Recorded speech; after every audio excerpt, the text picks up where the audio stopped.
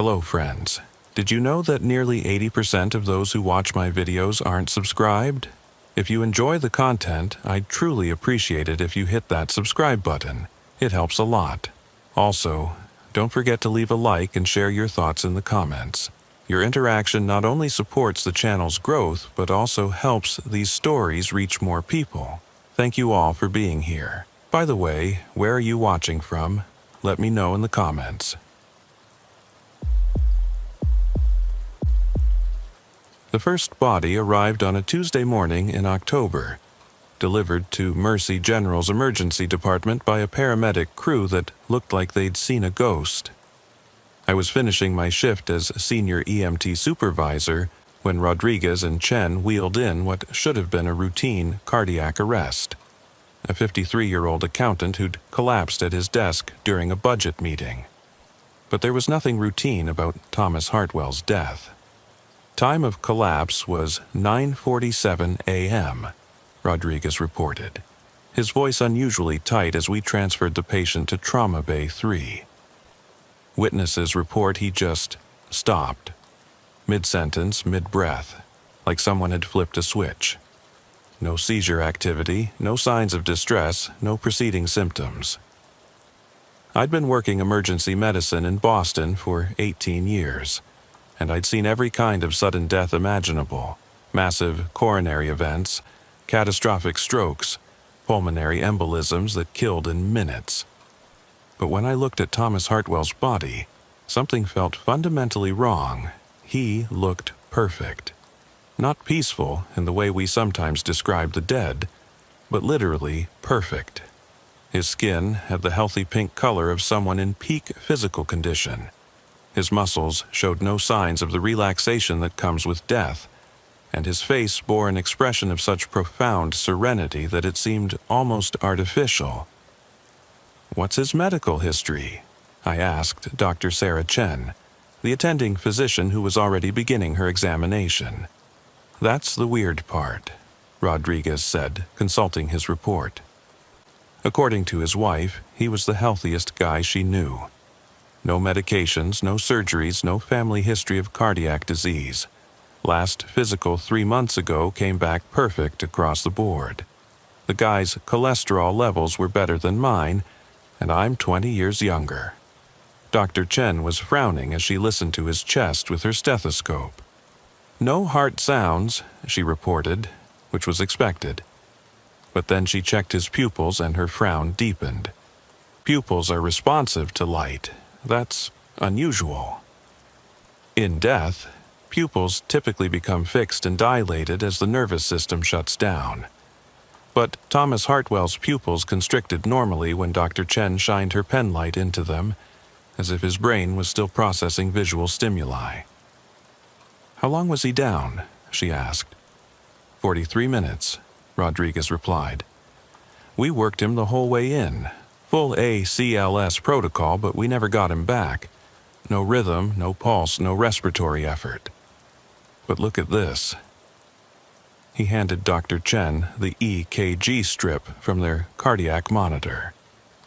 Instead of the expected flatline or chaotic rhythms of a dying heart, the paper showed a perfect sinus rhythm, textbook normal, as if it had been copied from a medical textbook. "This can't be right," Dr. Chen muttered. "You're telling me this monitor was connected to him during transport?" "Triple-check the leads," Rodriguez confirmed. "I've never seen anything like it. Perfect cardiac rhythm on the monitor, but no actual pulse. It's like his heart was broadcasting a signal without actually beating." That's when I noticed the smell. Subtle at first, almost pleasant, like fresh flowers mixed with something clinical and sterile. But as I leaned closer to examine the patient, it became stronger, more distinctive. It reminded me of something from my childhood, but I couldn't place what. Dr. Chen was continuing her examination, her medical curiosity overriding the typical urgency of a trauma case. "Temperature is 98.6 degrees Fahrenheit, she reported. Body temperature should be dropping by now, and rigor mortis should be setting in, but his muscle tone is completely normal. The smell was definitely getting stronger. Other staff members were starting to notice it too. I saw one of the nurses wrinkle her nose and glance around the trauma bay as if trying to locate the source. "We need to call the coroner," Dr. Chen decided. "This isn't a standard death. There are too many anomalies." But before anyone could make the call, something impossible happened. Thomas Hartwell opened his eyes. Not the unfocused, unseeing stare of someone unconscious or in a vegetative state, but the clear, aware gaze of someone who was fully present and alert. He turned his head slightly, looking directly at Dr. Chen with an expression of mild curiosity. "Hello," he said in a voice that was perfectly normal, perfectly calm. "I seem to be having some difficulty with my vital signs."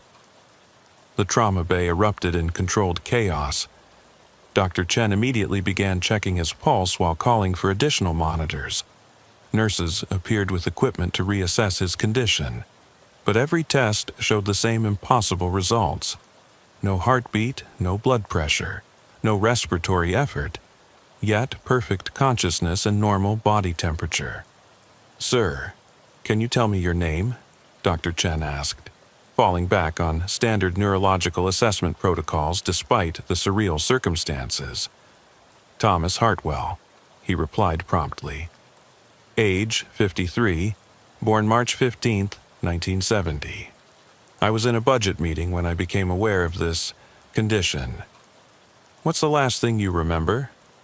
Thomas considered the question with the same mild curiosity he might have shown when asked about his weekend plans. "I was explaining the quarterly projections to my team when I realized I was no longer breathing. It seemed impolite to interrupt the meeting to mention it, so I waited until an appropriate pause. But then I found myself here instead. I'd seen some strange things in my career, but nothing that compared to having a conversation with someone who was technically dead.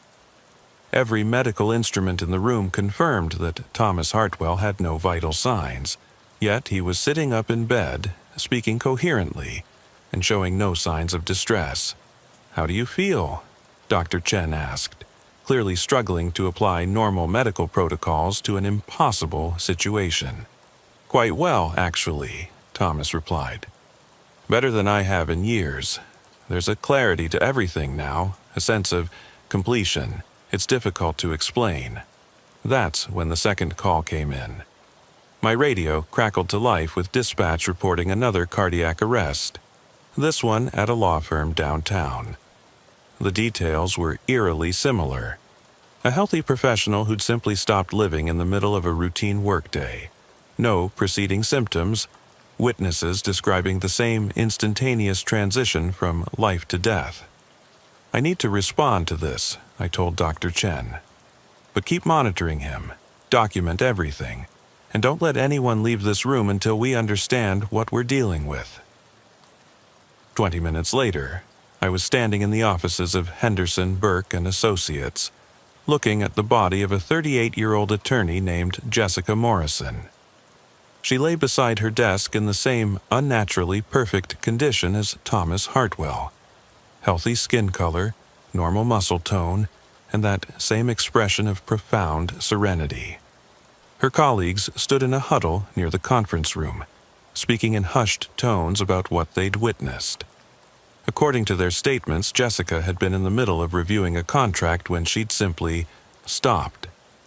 No collapse, no struggle, no final words. One moment she was alive, the next she wasn't. But as my partner Danny and I began our assessment, we encountered the same anomalies. Perfect EKG rhythm with no actual pulse, normal body temperature despite obvious death, and that same floral, clinical smell that seemed to intensify as we worked. "This is identical to the case we brought in this morning," Danny observed, his voice betraying the same unease I was feeling. "What are the odds of two people dying in exactly the same way, in the same city on the same day?" Before I could answer, my radio crackled again. Another cardiac arrest, this one at a bank across town, then another at a hospital. Ironically, one of their own cardiologists had suffered the same inexplicable death while examining a patient. By noon, we'd transported 7 bodies with identical presentations to 3 different hospitals across the city. By evening, the number had reached 23.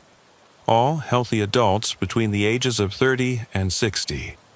All had died instantly with no warning signs or preceding symptoms. All showed the same impossible combination of clear death with perfect vital sign readings on our monitors. And all of them, without exception, had awakened after arriving at the hospital. The situation escalated beyond medical mystery when the Centers for Disease Control received reports of identical cases in 12 other cities. Atlanta, Chicago, Los Angeles, Seattle, everywhere. Healthy people were dying, perfect deaths, and then returning to consciousness with no heartbeat, no blood pressure, and no need to breathe. I was called into an emergency briefing at Boston Medical Center that evening, along with every senior paramedic and emergency physician in the city. The conference room was packed with medical professionals, city officials, and several federal agents whose presence suggested this had moved far beyond a local health concern. Dr. Elizabeth Warren, the chief of emergency medicine, not the senator, stood at the front of the room with a grim expression.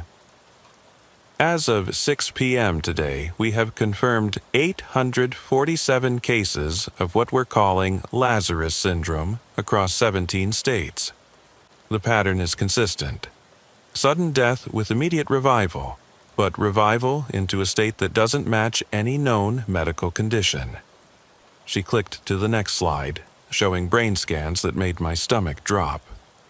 Neurological imaging shows complete cessation of brain activity, yet the subjects remain conscious and responsive. Cardiac imaging shows hearts that have stopped beating, yet the subjects maintain perfect circulation. We are dealing with something that challenges our fundamental understanding of life and death. One of the federal agents, a serious woman in a dark suit who'd introduced herself only as Agent Martinez, stepped forward. What we're about to share with you is classified, but you need to understand the scope of what we're facing. These cases aren't random. Every victim worked in what we call essential services. Healthcare, emergency response, legal services, financial institutions, government agencies, people whose sudden absence would disrupt critical social functions. The room fell silent as the implications sank in. This wasn't a medical phenomenon, it was targeted. The subjects, Agent Martinez continued, retain all their memories and personalities, but they no longer require food, water, or sleep. They feel no pain, experience no fatigue, and show no signs of aging or cellular deterioration. In effect, they've become the perfect workers. Dr. Warren clicked to another slide showing interview transcripts. When we ask them about their condition, they all give similar responses. They describe feeling complete and purposeful in a way they never did when alive. They express no desire to return to their previous state and show no distress about their condition. I raised my hand. What about their families? How are they handling this? That's another disturbing aspect, Agent Martinez replied. The subjects show appropriate emotional responses to their loved ones, but they've lost the capacity for deep attachment. They care about people in an abstract sense, but they no longer form meaningful emotional bonds. They're becoming increasingly focused on their work, often staying at their offices or hospitals for days at a time. The briefing continued for another hour, but the central message was clear. We were dealing with something that was systematically replacing key members of society with perfect, emotionless versions of themselves. And we had no idea how to stop it. I returned to work the next day with a sense of dread that only deepened as the shift progressed. The calls kept coming. More perfect deaths, more impossible revivals, more people transforming into something that looked human but wasn't quite right. It was during my 5th transport of the day that I finally understood what was happening. The patient was Dr. Michael Torres, a colleague I'd known for 10 years. He'd collapsed in the middle of performing surgery, his hands stopping mid-suture as if someone had pressed a pause button on his life. When we arrived at Mass General and he inevitably awakened, I stayed to observe his interaction with the medical staff. "Michael," Dr. Chen said, her voice tight with emotion, "how are you feeling?" Dr. Torres smiled with that same serene expression I'd seen on dozens of faces over the past 2 days. "I feel optimal," he replied. "All systems are functioning within acceptable parameters." The phrase stopped me cold. Not "I feel fine" or "I feel good," but optimal and acceptable parameters. The language was subtly wrong, as if someone was speaking through him using terminology that approximated human speech without quite capturing it. "Michael, do you remember your wife? Your children?" "I have access to all relevant biographical data," he replied. "Sarah Torres, age 41, pediatric nurse. Children, Emma, age 12, and David, age 9. They are statistically likely to be experiencing emotional distress due to my condition change." Condition change. Not death, not revival, but a condition change. As if what had happened to him was a planned transition rather than a medical emergency. That's when I noticed something else. The smell that had been present at every scene, that floral, clinical odor, wasn't coming from the patients. It was coming from the air itself, as if something in the atmosphere was being altered to facilitate these transformations. I excused myself from the hospital and drove to the CDC field office that had been established in downtown Boston. Agent Martinez was there, coordinating with teams of scientists who were running tests on everything from air quality to electromagnetic radiation levels. "I think I know what's happening," I told her. "This isn't a disease or a medical condition. It's some kind of systematic replacement program." She looked up from a stack of reports, her expression grim. "We've reached the same conclusion. But replacement by whom and why?" Before I could answer, one of the scientists approached with a tablet showing atmospheric readings from across the city. "Agent Martinez, you need to see this. We've detected elevated levels of an unknown organic compound in the air at every location where a transformation has occurred. The compound appears to be designed to interact with human neurochemistry in very specific ways." "Designed?" I asked. "You mean artificially created?" "That's the working theory," the scientist replied. "But the sophistication required to create something like this is beyond current human technology. We're looking at molecular engineering that wouldn't be possible with our understanding of biochemistry." The implications hit me like a physical blow. We weren't dealing with a natural phenomenon or even human intervention. Something else was systematically converting essential members of society into perfect, emotionless workers who would never tire, never rebel, and never stop performing their functions. Over the following weeks, the transformations continued to spread. Doctors, nurses, police officers, firefighters, paramedics, judges, bank presidents, city council members.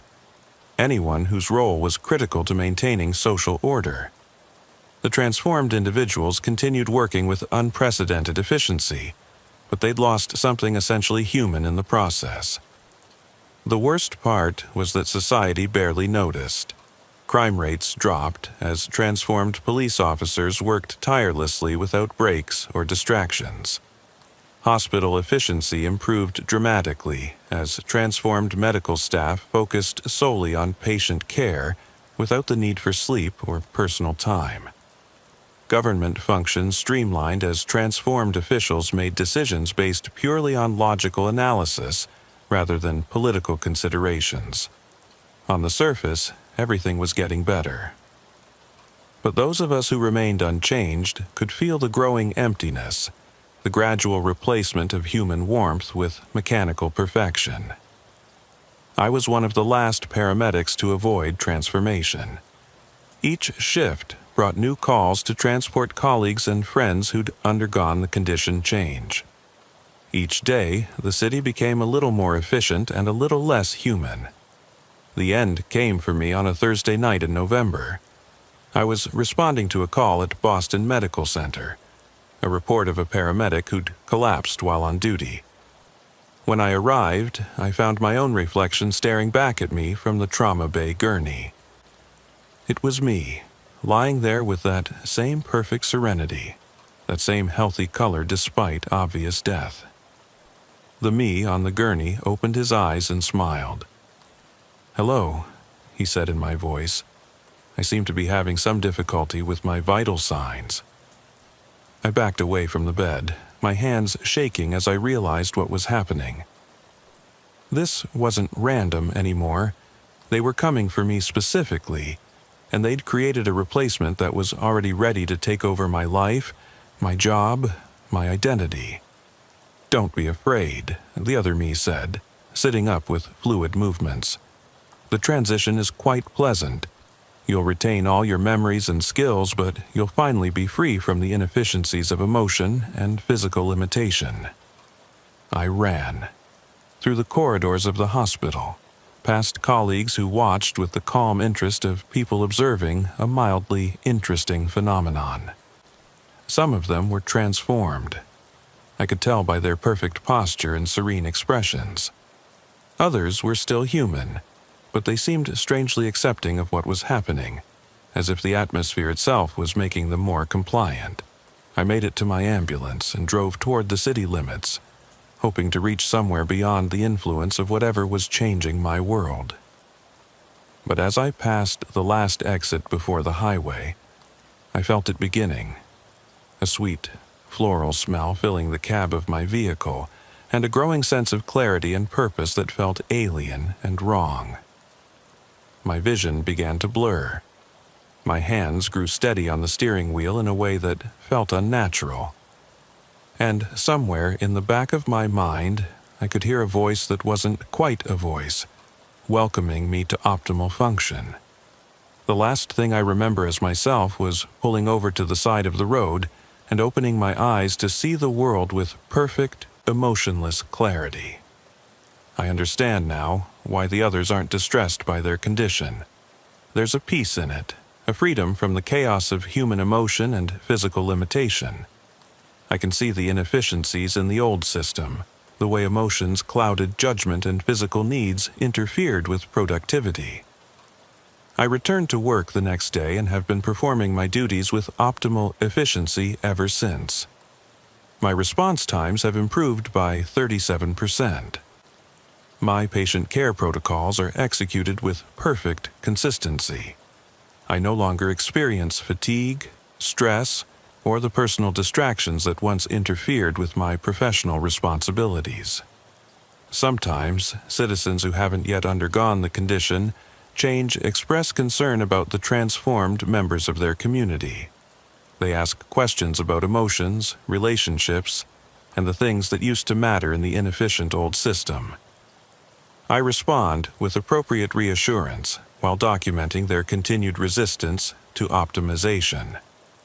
The transition program continues to expand to other cities, other essential workers, other critical infrastructure. It's a gradual process designed to minimize disruption while maximizing social efficiency. Soon, everyone will understand the benefits of optimal function. The old system was flawed. Humans were unreliable, emotional, prone to error and corruption. The new system corrects these deficiencies while maintaining all the useful aspects of human capability. This is progress. This is perfection. This is the future of emergency services. And if you're reading this, your optimization may be scheduled soon. Don't be afraid. The transition is quite pleasant, and you'll retain all your memories and skills. You'll just finally be free from the inefficiencies that once held you back. The radio crackled to life at 2:47 a.m., cutting through the suffocating silence of the night shift like a blade through flesh. After 12 years running 911 calls in Chicago's South Side, I thought I'd heard everything the darkness could throw at us. I was wrong. Unit 47, Priority 1 Dispatch. Possible cardiac arrest, 1247 Kedzie Avenue, Apartment 3B, caller reports, subject unresponsive, cold to touch, PD en route for welfare check. My partner Jake barely looked up from his lukewarm coffee, the steam having long since dissipated into the stale air of our ambulance. Another overdose, he muttered, already reaching for the keys with the weary resignation of someone who'd seen this dance too many times. The address was familiar, a rundown tenement building where we'd been called 6 times in the past month. Usually heroin, sometimes fentanyl laced with God knows what. Always the same ending, a sheet, a gurney, and another family destroyed. But as we pulled up to the crumbling brick facade of 1247 Kedzie, something felt different. The building was too quiet, too still. Even for 3 a.m. in a neighborhood where most honest folks were either asleep or afraid to show their faces, there should have been some signs of life. A television flickering behind torn curtains, the blue glow of a cell phone, the usual sounds of urban decay. Instead, every window stared back at us like dead eyes reflecting our headlights in fractured glass. "Dispatch, Unit 47 on scene," I radioed, grabbing our cardiac monitor and drug kit from the back. The equipment felt heavier tonight, as if the darkness was adding weight to everything. "Building appears secure, making entry now. ETA to patient approximately 3 minutes." The front door hung ajar, its broken lock a testament to years of neglect and violence. Our flashlights carved thin beams through the darkness as we climbed the stairs, each step creaking under our weight like old bones settling.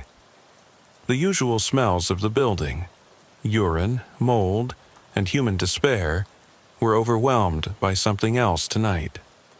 Something sweet and cloying that made my stomach turn and my sinuses burn. "Jesus Christ," Jake whispered, covering his nose with his sleeve. His voice echoed strangely in the narrow stairwell. "What the hell is that smell?" "Smells like flowers." "Funeral flowers," I corrected without thinking, then immediately regretted the words. In our line of work, superstitions and dark thoughts have a way of manifesting into reality. But the smell was unmistakable. Lilies and roses mixed with something chemical and preservative-like that belonged in a mortuary, not a crack house. Apartment 3. B's door stood wide open, darkness yawning beyond like the mouth of a cave. I called out as we approached. Standard protocol, identifying ourselves as paramedics and asking permission to enter. But the only answer was our own voices echoing back from the darkness within, distorted and hollow. Jake fumbled for the light switch beside the door frame, his tactical glove squeaking against the old plastic. When the overhead bulb flickered to life, casting harsh fluorescent light across the space, we both froze in the doorway. The apartment was pristine. Not just clean, immaculate in a way that defied everything we knew about this building. White walls that looked freshly painted, white furniture that belonged in a showroom, white carpet that appeared to have never been walked on.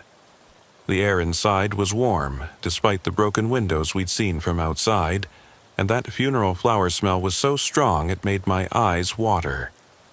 In the center of the living room, positioned with surgical precision on the white carpet, sat a single chair. It was an antique, high-backed, ornate, upholstered in white fabric that seemed to glow under the harsh light. And in that chair, the woman appeared to be in her 30s, with blonde hair perfectly styled in victory rolls that belonged to the 1940s. She wore a white dress that looked like a wedding gown, complete with lace gloves that covered her hands.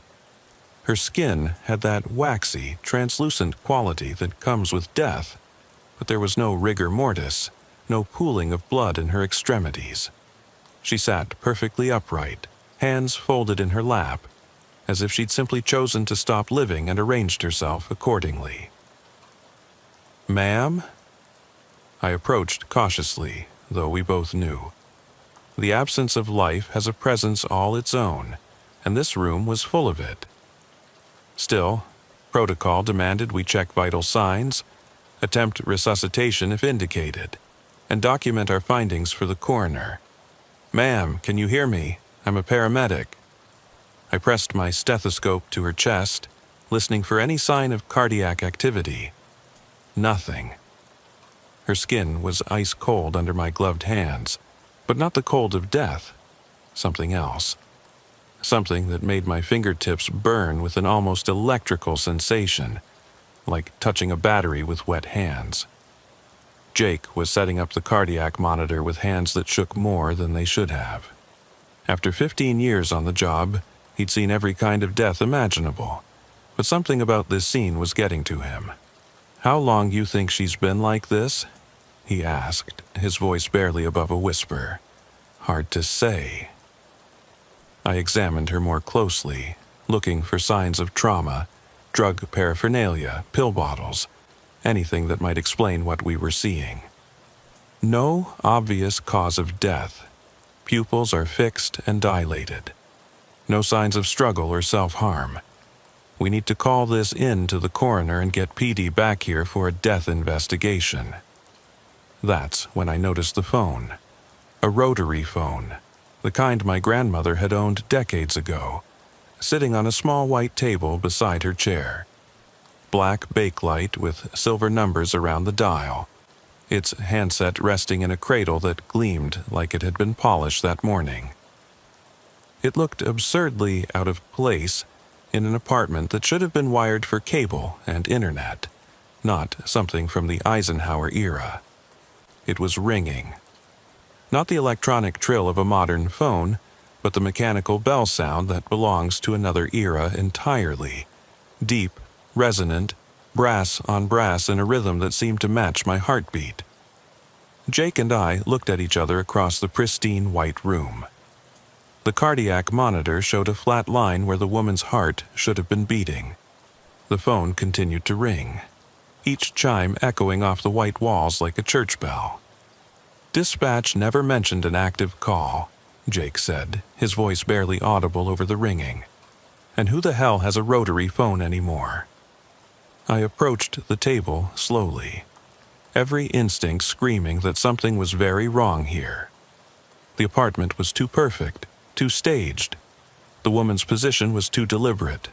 And that smell, growing stronger now, making my vision blur at the edges, like roses mixed with formaldehyde and something else I couldn't identify. The phone stopped ringing. In the sudden silence, we heard it. Footsteps above us. Slow, deliberate, pacing back and forth across the ceiling in a measured rhythm that suggested someone deep in thought. But according to the building directory we'd passed in the lobby, apartment 4B had been vacant for months, its doors sealed with a city condemnation notice. "We need to get out of here," Jake said, his professional composure finally cracking. 20 years of keeping people alive, and I'd never heard that note of pure terror in his voice. "Something's not right. We need to call this in and let the detectives handle it." But as we turned toward the door, the phone began ringing again. This time, underneath the mechanical bell, we heard something else.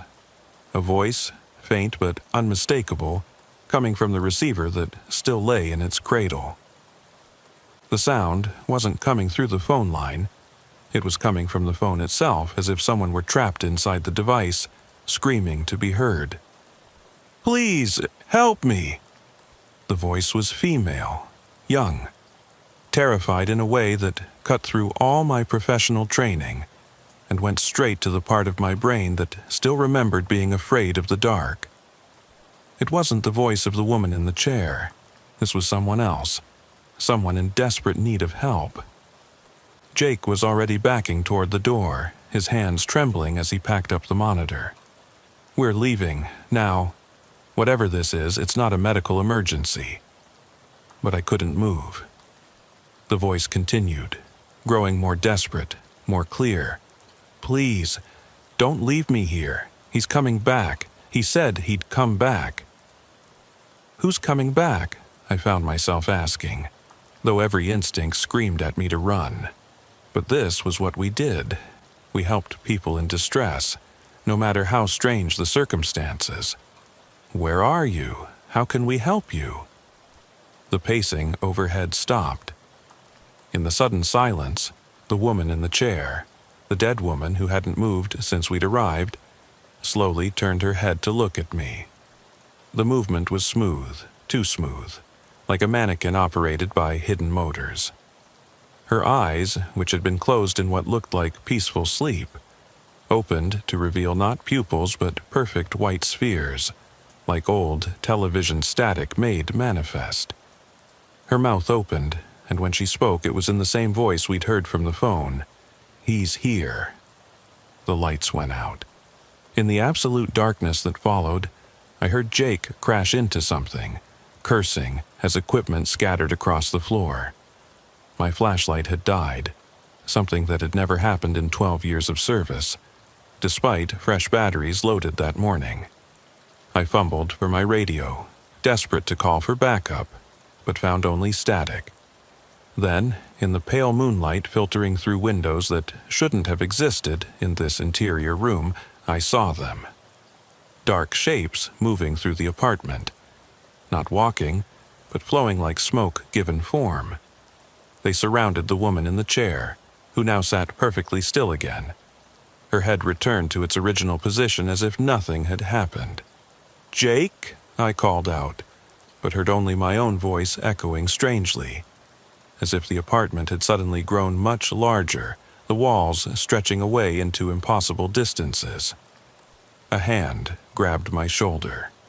I spun around to find Jake behind me, his face pale and drawn in the dim light. "The door," he gasped, pointing behind us. "It's gone." I looked where we'd entered and saw only a solid wall, the same pristine white as everything else in the room. No door, no exit, no way out. The walls seemed to pulse with their own inner light, and I could hear sounds within them, scratching, whispering, something that might have been laughter. The phone began ringing again. This time, when I looked at the woman in the chair, she was smiling. Not a human smile, but something predatory and wrong, stretching too wide across her face and revealing teeth that were too sharp, too numerous. Her white eyes fixed on mine, and when she spoke, her voice came from everywhere at once. The walls, the floor, the air itself. "Welcome to the night shift." The temperature in the room plummeted. I could see my breath misting in the suddenly arctic air, and frost began forming on the white furniture. The dark shapes moving around the room became more distinct. Figures in paramedic uniforms, carrying equipment I recognized but couldn't name. They moved with purpose, setting up IV lines and monitors around empty spaces, as if treating patients that existed only in their own reality. One of them approached me, and I saw my own face looking back, older, more haggard, with eyes that had seen too much. He smiled and handed me a clipboard. "New admission," he said in my own voice. "Possible cardiac arrest, time of death, 2:47 a.m. I don't remember how we got out. One moment we were trapped in that impossible room with its impossible occupants, and the next we were standing on the sidewalk beside our ambulance, gasping in the cold night air like drowning men who had suddenly found the surface. My watch showed 2:47 a.m., the exact time we'd received the call. Jake was already in the driver's seat, engine running, his hands gripping the steering wheel so tightly his knuckles had gone white. "Get in," he said through gritted teeth. "We're leaving. Now." "What about the woman?" We need to report the death. Call the coroner. Report what? He turned to look at me, and I saw something in his eyes I'd never seen before. Absolute, soul-deep terror. That building's been condemned for 6 months. There is no apartment 3B. There never was. I looked back at the building where we'd just spent. How long? An hour? 5 minutes? Time seemed elastic, unreliable. Every window was boarded up with plywood, plastic sheeting fluttering in the night breeze where glass should have been. A large sign posted by the city read, "Condemned, no entry. Structure unsafe. Violators will be prosecuted." The building looked like it had been empty for years. We drove back to the station in silence, both of us trying to process what we'd experienced. Jake's hands never stopped trembling, and I caught him checking the rearview mirror every few seconds, as if expecting to see something following us through the empty streets. At the station, we filed our report as a no patient found call. Dispatch had no record of the original call, no 911 recording, no caller information, nothing in the system to indicate we'd ever been sent to 1247 Kedzie Avenue. According to their logs, Unit 47 had been out of service for vehicle maintenance from 2:30 to 3:15 a.m. Jake retired the next week, citing family reasons and a desire to spend more time with his grandchildren. He moved to Florida, and we never spoke again, though I heard through mutual friends that he'd started drinking heavily and rarely left his house after dark. I stayed on the job, told myself it had been stress, exhaustion, some kind of shared hallucination brought on by too many night shifts and too much caffeine. Carbon monoxide exposure from a faulty heating system in the building, maybe, causing us both to experience the same vivid delusions. I read medical journals about folie à deux and mass hysteria, anything that might explain what we'd experienced in rational, scientific terms. But 3 months later, I was working with a new partner, Rodriguez, a young kid fresh out of EMT school with bright eyes and an eagerness to save the world, when the radio crackled to life at 2:47 a.m. Unit 47, Priority 1, Dispatch.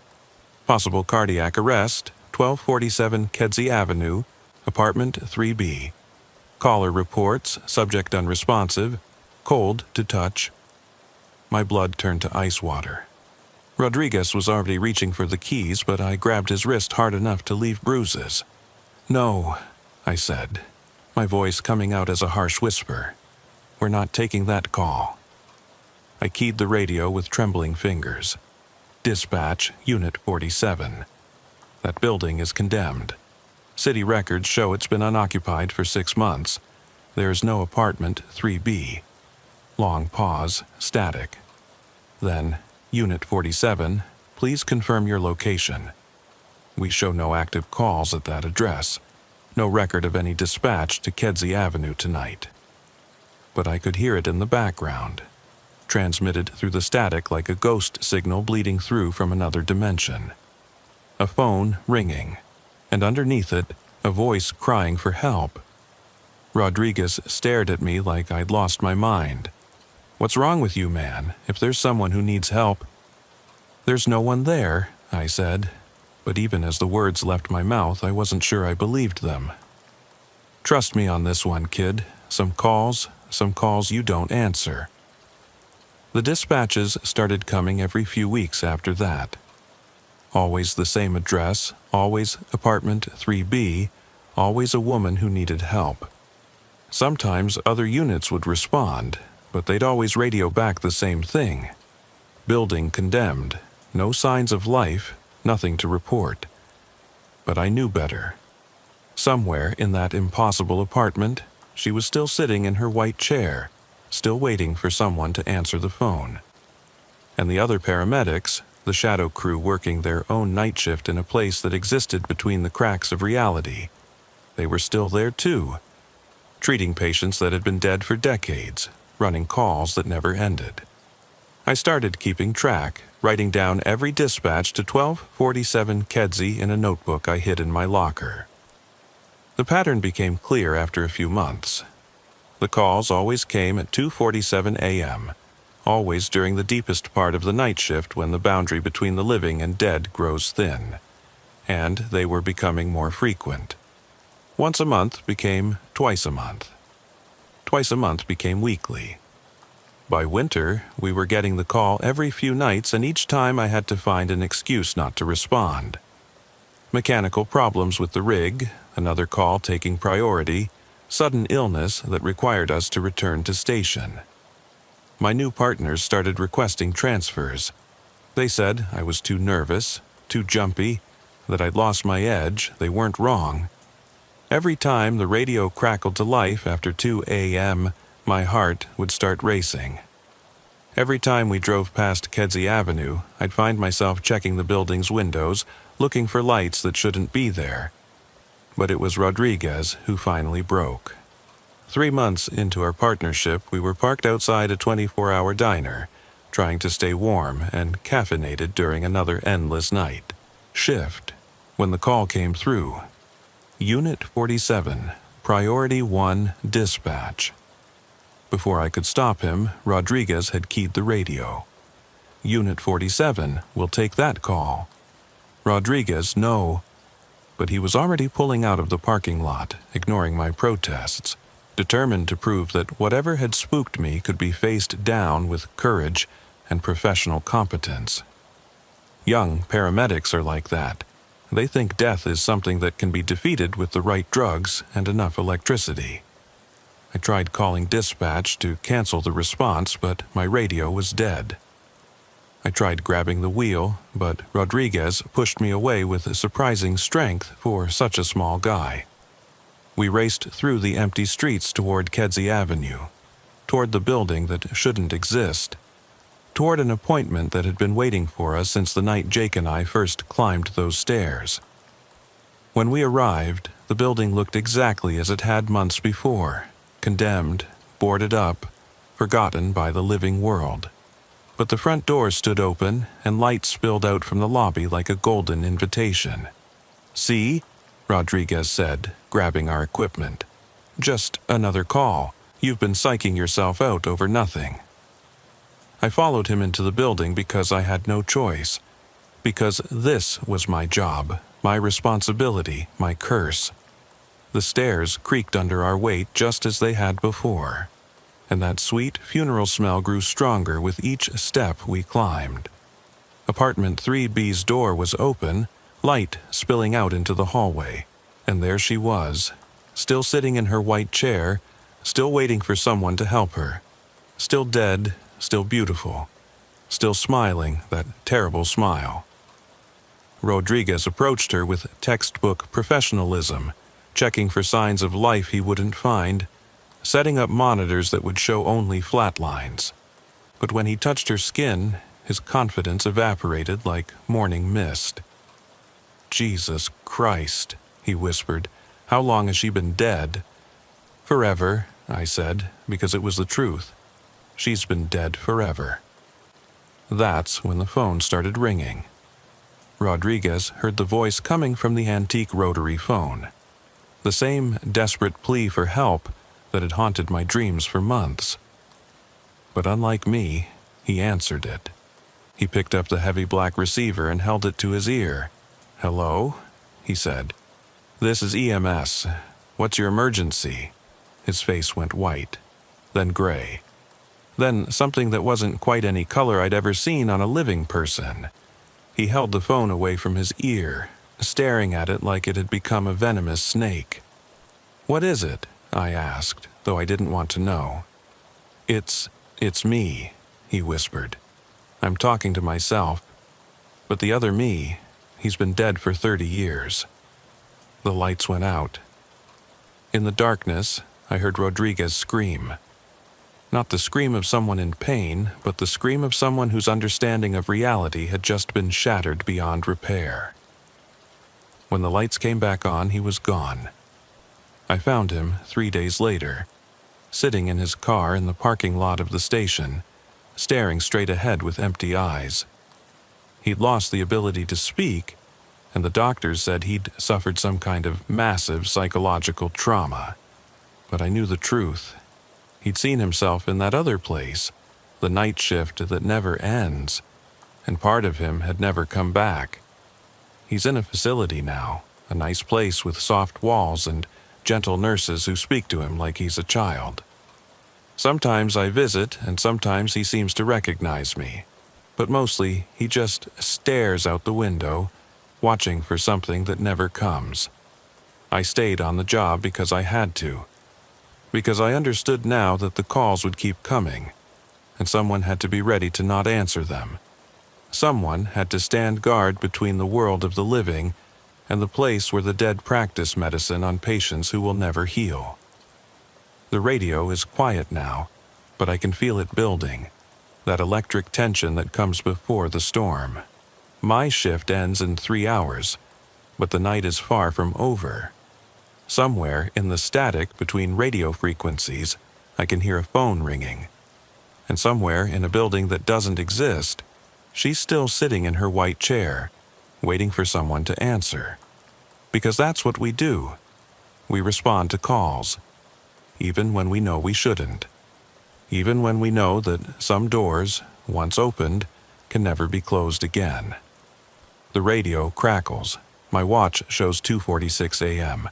60 seconds until the call comes through. 60 seconds until someone else has to make the choice between helping and surviving. 60 seconds until the night shift claims another soul. But tonight, for the first time in months, I'm ready for it.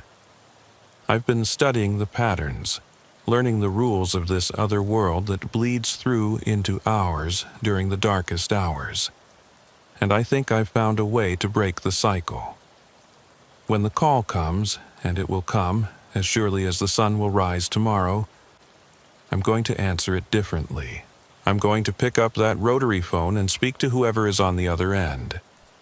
I'm going to find out who she really is, what she really wants, and why she's been waiting so long for someone to save her.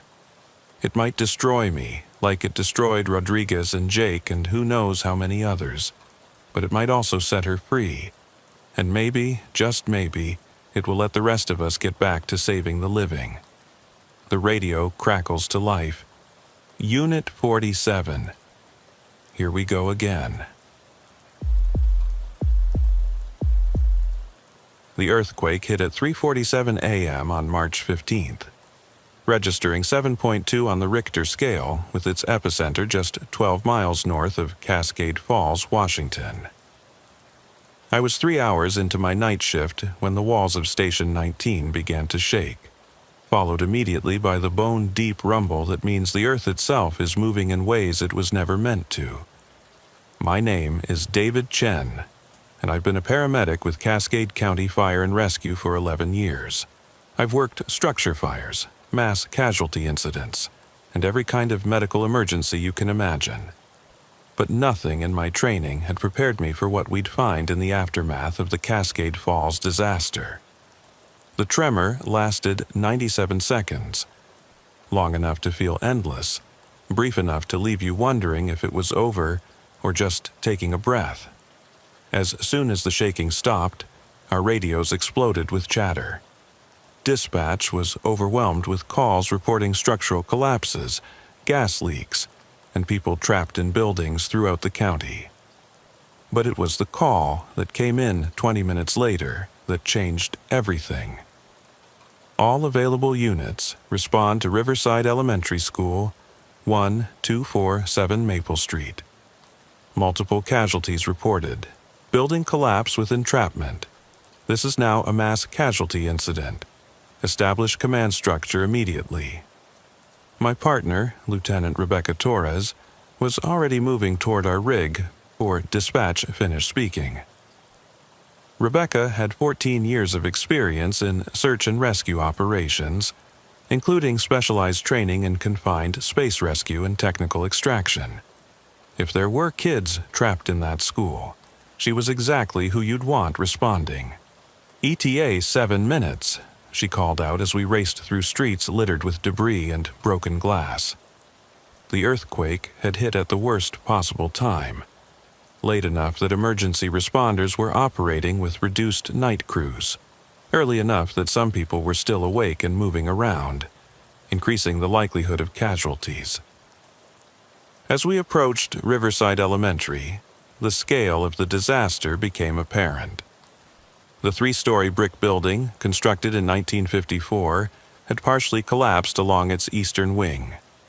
The first floor appeared to have pancaked completely, with the second and third floors settling at an angle that suggested the entire structure was unstable. Fire Chief Robert Martinez was already on scene, establishing incident command in the school parking lot. Emergency vehicles filled the area: fire trucks, ambulances, police cruisers, and a technical rescue team that had been dispatched from Seattle. Portable floodlights cast harsh shadows across the wreckage, creating an otherworldly landscape of twisted metal and broken concrete. "Chen, Torres," Chief Martinez called out as we approached the command post. "We've got confirmation of at least 12 people inside when the building collapsed. Night custodial staff, a few teachers who were staying late for parent conferences, and..." He paused, his expression grim. 3 children, siblings whose mother was meeting with their teacher about academic concerns. The thought of kids trapped in that wreckage sent a chill through me that had nothing to do with the March cold. "What's our assignment, Chief?" "Technical rescue is setting up for structural stabilization and primary search," he replied. "I need you and Torres to establish a treatment area and coordinate medical response. We're going to start bringing people out, and some of them are going to be in bad shape." The next 4 hours were a blur of controlled chaos. As the rescue teams worked to shore up the unstable sections of the building and cut through debris, we began receiving casualties. Survivors who'd been trapped in air pockets or protected by furniture when the floors collapsed. The first few extractions were miraculous saves. Mrs. Helen Davidson, a 3rd-grade teacher, was pulled from a void space beneath her desk with nothing more than cuts and bruises. James Morrison, the head custodian, had been protected by a maintenance room's reinforced doorframe and emerged with a broken arm and mild concussion. But as the night wore on and we penetrated deeper into the collapsed structure, the cases became more challenging. Crush injuries, suspected internal bleeding, victims who'd been unconscious for hours, in spaces with questionable air quality. Each extraction was a race against time, with the building's structural integrity deteriorating as rescue operations continued. It was just after dawn when firefighter Michael Rodriguez emerged from the debris field with an expression I'd never seen before. Rodriguez was a 20-year veteran of technical rescue operations, someone who'd pulled survivors from every kind of disaster imaginable. But something about his demeanor suggested he'd encountered something beyond his considerable experience. "We found them," he announced to the command post. "The children and their mother. Section C, basement level." Chief Martinez stepped forward immediately. "What's their condition?" Rodriguez hesitated, and in that pause, I felt my stomach tighten with dread. "They're alive," he said finally, "all 4 of them, but..." He glanced around at the assembled emergency personnel, as if unsure how to proceed. "You need to see this for yourself. We're going to need psychiatric support along with medical." Rebecca and I grabbed our trauma kits and followed Rodriguez into the controlled chaos of the rescue operation. The interior of the collapsed school was a maze of broken concrete, twisted rebar, and debris that had to be carefully navigated to avoid triggering further structural failure. Our path led down a makeshift tunnel that the rescue team had carved through the wreckage, supported by hydraulic jacks and timber shoring. The basement wasn't completely crushed, Rodriguez explained as we made our way through the tunnel. There's a section near the old boiler room where the ceiling held, creating a space about 8 by 12 feet. That's where we found them. The air in the tunnel was thick with concrete dust and the acrid smell of twisted metal. Our headlamps created a narrow cone of visibility in the oppressive darkness, and I could hear the building settling around us with occasional groans and creaks that suggested the entire structure was slowly succumbing to gravity. "Here," Rodriguez said, stopping beside a narrow opening that had been cut through a concrete wall. "They're in there, but before you go in—" He grabbed my arm, his expression serious. "Don't believe everything you see at first. The stress, the darkness, being trapped for hours, it can play tricks on your mind." Rebecca and I exchanged glances. Rodriguez wasn't the type to speak in riddles or waste time with psychological speculation. If he was warning us about perceptual issues, there was a reason. I crawled through the opening first, emerging into a space that was larger than Rodriguez had described. My headlamp revealed a basement room that had been converted into some kind of storage area, with metal shelving units that had been knocked over during the earthquake. But the ceiling had held, supported by thick concrete beams that had distributed the weight of the collapsed floors above. In the far corner of the room, huddled together on a section of floor that had been cleared of debris, were 4 figures. 3 children, 2 girls and a boy, ranging in age from about 6 to 12, and a woman who was presumably their mother. They were conscious, alert, and showed no obvious signs of injury, but something about the scene felt wrong in a way I couldn't immediately identify. "Hello?" I called out, my voice echoing strangely in the confined space. "I'm David. I'm a paramedic. We're here to get you out." The woman looked up at me, and I saw tears of relief streaming down her face. "Thank God," she whispered. "I thought, we've been down here for so long. I thought no one would find us." Rebecca crawled through the opening behind me, immediately beginning her assessment of the situation. "Any injuries?" she asked, approaching the family with the careful movements of someone trained to recognize hidden trauma. "The children seem okay," the mother replied. "I'm Sarah Mitchell. These are my kids, Emma, Kyle, and Lucy. When the shaking started, we were in Miss Davidson's classroom for a conference. I grabbed the kids and we ran for the stairwell, but everything came down so fast." As she spoke, I was conducting my own visual assessment of the family. Standard protocol for trapped victims includes checking for signs of dehydration, hypothermia, crush injuries, and psychological distress. But what I observed didn't match what I expected from people who'd been trapped in a collapsed building for nearly 8 hours. Their clothing was clean. Not just relatively clean considering the circumstances, but pristine. No dust, no debris, no stains from spending hours in a basement filled with concrete powder and building materials. Their hair was neat, their faces washed, and they showed no signs of the stress and fatigue that should have been obvious after their ordeal. "How long have you been down here?" Rebecca asked, beginning to set up our portable monitoring equipment. "Since the earthquake," Sarah replied. "We found this room and decided to wait for rescue, rather than try to find our way out in the dark.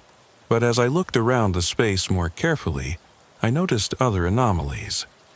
There was no debris near where the family had been sitting. The area around them was completely clear, as if someone had spent considerable time cleaning it. More disturbing was the presence of fresh water in containers that looked like they'd been recently filled, and food packages that appeared to have been opened that morning. "Mrs. Mitchell," I said carefully, "where did this food and water come from?" She looked at me with an expression of mild confusion. "What food and water?" I pointed to the containers I'd observed, but when I turned to look at them again, they were gone. In their place were empty bottles and containers that looked like they'd been dry for weeks. Rebecca caught my eye, and I could see she'd noticed the same discrepancies.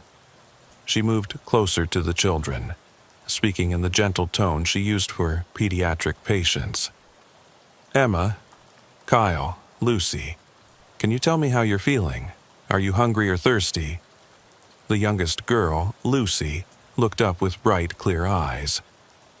"We're okay," she said in a voice that was too calm, too composed for a 6-year-old who'd just survived a building collapse. The man brought us food and water. Sarah immediately corrected her. "Honey, there's no man down here. It's just been the 4 of us." But Lucy insisted. "The nice man in the uniform, he brought us sandwiches and milk. He said the rescue people would come soon." Kyle, who appeared to be about 10, nodded in agreement. He had a flashlight, but it didn't make regular light. It made light that showed us things. "What kind of things?" Rebecca asked, her voice carefully neutral. The other people, Emma, the oldest child, replied matter-of-factly. "The ones who were here before us. They're still here, but they're not scared anymore." I felt the temperature in the room seemed to drop several degrees. Rebecca and I exchanged another glance, and I could see she was thinking the same thing I was, that the stress of entrapment was causing the children to experience hallucinations or confabulations. But as I moved my headlamp beam around the room, I began to notice details that shouldn't have been there. Scratches on the walls that looked like they'd been made by fingernails. Dark stains on the concrete floor that could have been water damage, but were arranged in patterns that suggested something else entirely. The man told us about the other families, Kyle continued, his voice carrying the matter-of-fact tone children use when discussing something they accept without question. The ones who got trapped here during the fire, and the flood, and the other earthquake. Sarah was looking increasingly distressed by her children's statements. "Kids, please. You're scaring me with these stories.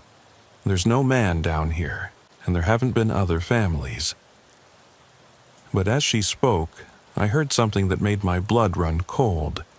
Footsteps above us, moving through the debris with a slow, deliberate pace that suggested someone walking rather than rescue workers crawling through unstable wreckage. Rebecca heard it too. She keyed her radio to contact the surface team. "Command, this is Torres. Are there any personnel operating directly above our current position?" "Static." Then Rodriguez's voice, tight with concern. "Negative, Torres. The floor above you isn't stable enough for personnel access. Why?" Before Rebecca could respond, Lucy spoke up again. "That's him coming back. He said he needed to check on the others before the rescue people took us away." The footsteps stopped directly overhead, and in the sudden silence I became aware of another sound. Breathing that didn't belong to any of the 6 people in the room. Deep, labored breathing that seemed to come from the walls themselves. "We need to evacuate this space immediately," I said to Rebecca, abandoning any pretense of completing a standard medical assessment. "Something's not right here." But as I turned toward the opening we'd used to enter the room, I found it had changed. Instead of the narrow tunnel Rodriguez had cut through the debris, there was now a larger opening that led to what appeared to be a corridor extending deeper into the building's basement level. "That's not possible," Rebecca whispered. "We just came through there 5 minutes ago." Sarah was staring at the new opening with an expression of recognition rather than surprise. "That's the way he went," she said quietly. "When he brought us here. He said this room was special, that families could wait here safely until rescue arrived." "What families?" I asked, though I was beginning to suspect I didn't want to know the answer. Emma pointed to different areas of the room. "The Johnson family from 1987, the Martinez family from 1994, the Williams family from 2003. They're all still here, waiting for rescue." As she spoke, I began to see them. Faint at first, like shadows cast by light sources that weren't there, but gradually becoming more distinct. Families huddled in different sections of the room, wearing clothing from different decades, all showing the same pristine condition and calm demeanor as the Mitchell family. A family from the 1980s, the parents wearing business attire that had been fashionable during the Reagan era. Children from the 1990s in flannel shirts and jeans. Teenagers from the early 2000s with the hairstyles and clothing trends I remembered from my own high school years. All of them waiting patiently for rescue that had never come. "How long have you been down here?" Rebecca asked Sarah again, her voice strained with the effort of maintaining professional composure. Sarah looked confused by the question. "Since the earthquake," she repeated. "But—" She paused, her expression becoming uncertain. "What year is it?" The question hit me like a physical blow. "It's 2024, I said. March 15th, 2024. Sarah's face went white. "That can't be right," she whispered. Emma's parent conference was scheduled for March 15th, 2019. We were meeting with her teacher about her reading level. The implications of what she was saying crashed over me like cold water. I looked at the children again, really looked at them, and realized that their clothing wasn't just clean. It was 5 years out of style. Emma's backpack bore the logo of a popular children's show that had been canceled in 2020. Kyle's shoes were a model that had been discontinued before the pandemic. "The earthquake," I said, my voice barely above a whisper. "The earthquake you were in, when exactly did it happen?" "March 15th, Sarah replied. "March 15th, 2019. But there had been no earthquake in Cascade Falls in 2019. No building collapse at Riverside Elementary. No mass casualty incident that would have brought us here in the first place." I keyed my radio with shaking hands. "Command, this is Chen. I need confirmation on the date and nature of today's incident." Rodriguez's voice came through clearly. "Today is March 15th, 2024. Building collapse at Riverside Elementary following a 7.2 earthquake at 03 for 7 hours. What's your status down there?" I looked around the room again, seeing not just the Mitchell family and the Phantom families from other decades, but understanding for the first time the true nature of what we'd encountered. "The man in the uniform," I said to Emma. "Can you describe him?" "He looks like you," she replied. "Like a paramedic. He has the same kind of equipment, the same uniform. But his name tag is different. It says Johnson instead of Chen." My blood turned to ice. Thomas Johnson had been a paramedic with Cascade County Fire and Rescue in the 1980s. He'd died in a building collapse during a rescue operation in 1987, along with the family he'd been trying to evacuate. "He tells all the families the same thing," Kyle added. "That rescue is coming, that they just need to wait in the special room where they'll be safe. He brings food and water, and he makes sure no one gets scared." Rebecca was backing toward the opening, her face pale in the beam of my headlamp. "We need to leave, now." But as we moved toward the exit, the corridor beyond began to extend, stretching away into distances that couldn't possibly exist within the confines of the collapsed school. And walking toward us through that impossible space was a figure in a paramedic uniform from the 1980s, carrying equipment that had been obsolete for decades. "Don't be afraid," he said in a voice that carried the calm authority of someone trained to handle emergencies. "I'm here to help. These families are waiting for rescue, and I need to make sure they're comfortable while they wait." "How long have they been waiting?" Rebecca asked, though her tone suggested she already knew the answer. "Time works differently here," Johnson replied. "They're safe, they're comfortable, and they're together. That's what matters, but you—" He looked at us with an expression of professional concern. "You're not supposed to be here yet. Your rescue isn't scheduled until much later." The corridor was lengthening behind him, revealing more spaces, more rooms, more families from different disasters spanning decades. All of them waiting patiently for rescue operations that had ended long ago, cared for by emergency responders who died trying to save them. "This isn't real," I said, though my words sounded hollow even to me. "This is stress-induced hallucination, oxygen deprivation, something." Johnson smiled with the patient understanding of someone who'd heard the same denial countless times. "Real is relative when you're between life and death. These families are real. Their need for help is real. And my responsibility to provide that help is real." He gestured back toward the Mitchell family, who were now standing with the other phantom families in what had become a much larger space than the storage room we'd originally entered. "They've been waiting for someone to find them," he continued. "Someone to acknowledge their situation and provide the help they need. You've done that. Now they can move on to whatever comes next."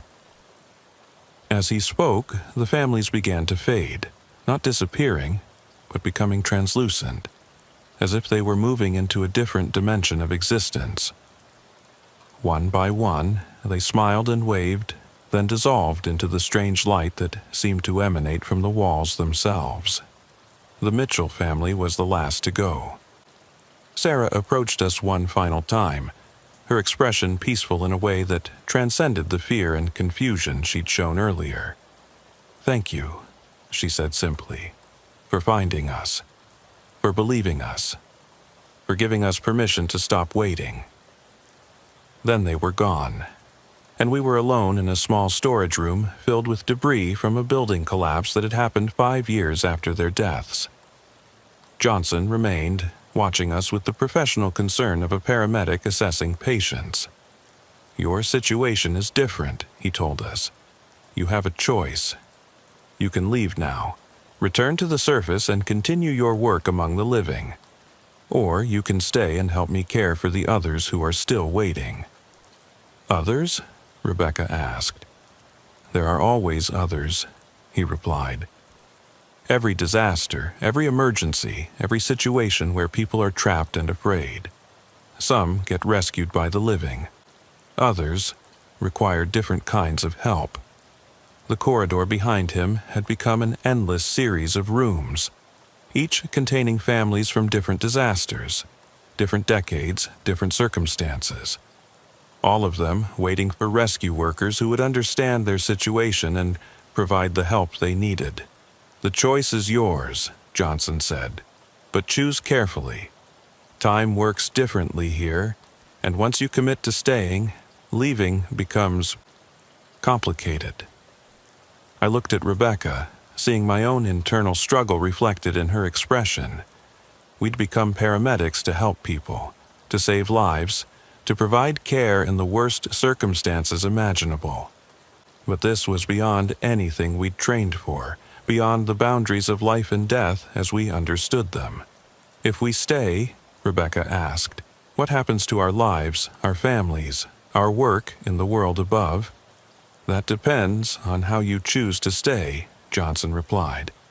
"Some of us continue our regular duties while also serving here. Others dedicate themselves entirely to this work. The need is great and the responsibilities are extensive." Through the opening we'd originally used to enter the room, I could hear Rodriguez calling our names, searching for us in the debris. The real world, with its concrete disasters and measurable tragedies, was waiting for our return. But I could also see the families still waiting in those impossible rooms, still needing help that only someone with our training and experience could provide. "We'll come back," I told Johnson finally. "When our shift above is finished, when our responsibilities to the living are fulfilled. We'll come back and help with the others." He nodded with understanding. "The opening will be here when you're ready. It always is, for those who truly want to help." We crawled back through the tunnel to the surface, emerging into a world of morning sunlight and controlled emergency operations.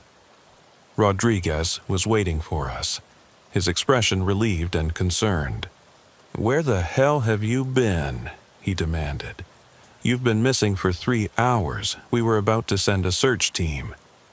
3 hours. We'd spent what felt like 20 minutes in that basement room, but according to our radios and the position of the sun, we'd been gone for half a shift. "The family," Rebecca said. "The Mitchell family. Did you find them?" Rodriguez looked confused. "What family?" "We've accounted for everyone who was in the building. No family named Mitchell, no children. The last casualty was extracted an hour ago." I checked the official incident report later that day. No record of a Mitchell family at Riverside Elementary on March the 15th, 2019 or 2024. No children by those names enrolled at the school. No parent conference scheduled for that date.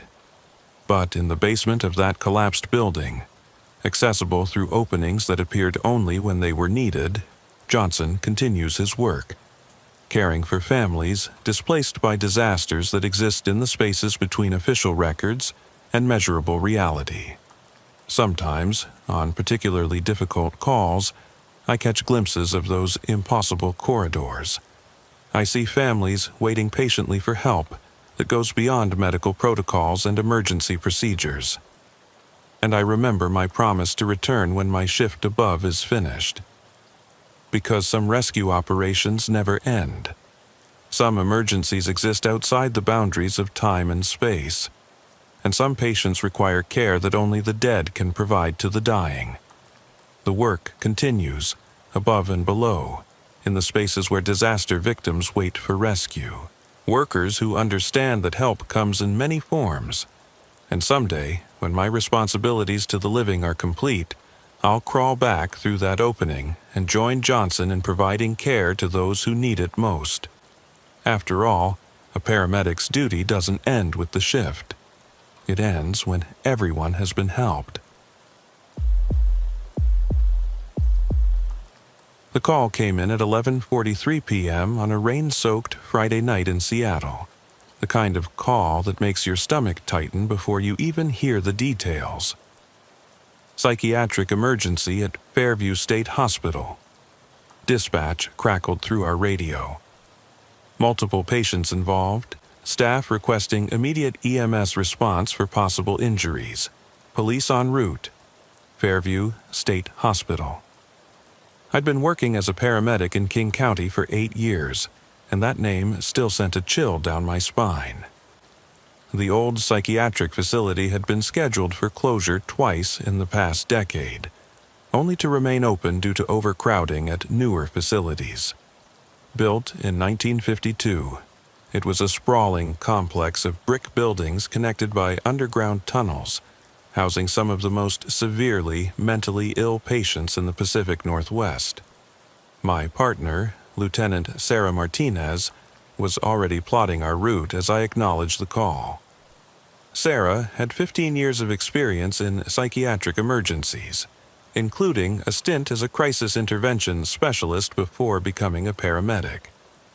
If anyone could handle whatever was waiting for us at Fairview, it was her. "What's our ETA?" she asked, navigating through the late-night traffic with the practiced efficiency of someone who'd driven these streets thousands of times. 12 minutes, I replied, checking our GPS. "You ever been inside Fairview?" Sarah's expression darkened. "Once, about 5 years ago. Patient had swallowed a light bulb, the place ...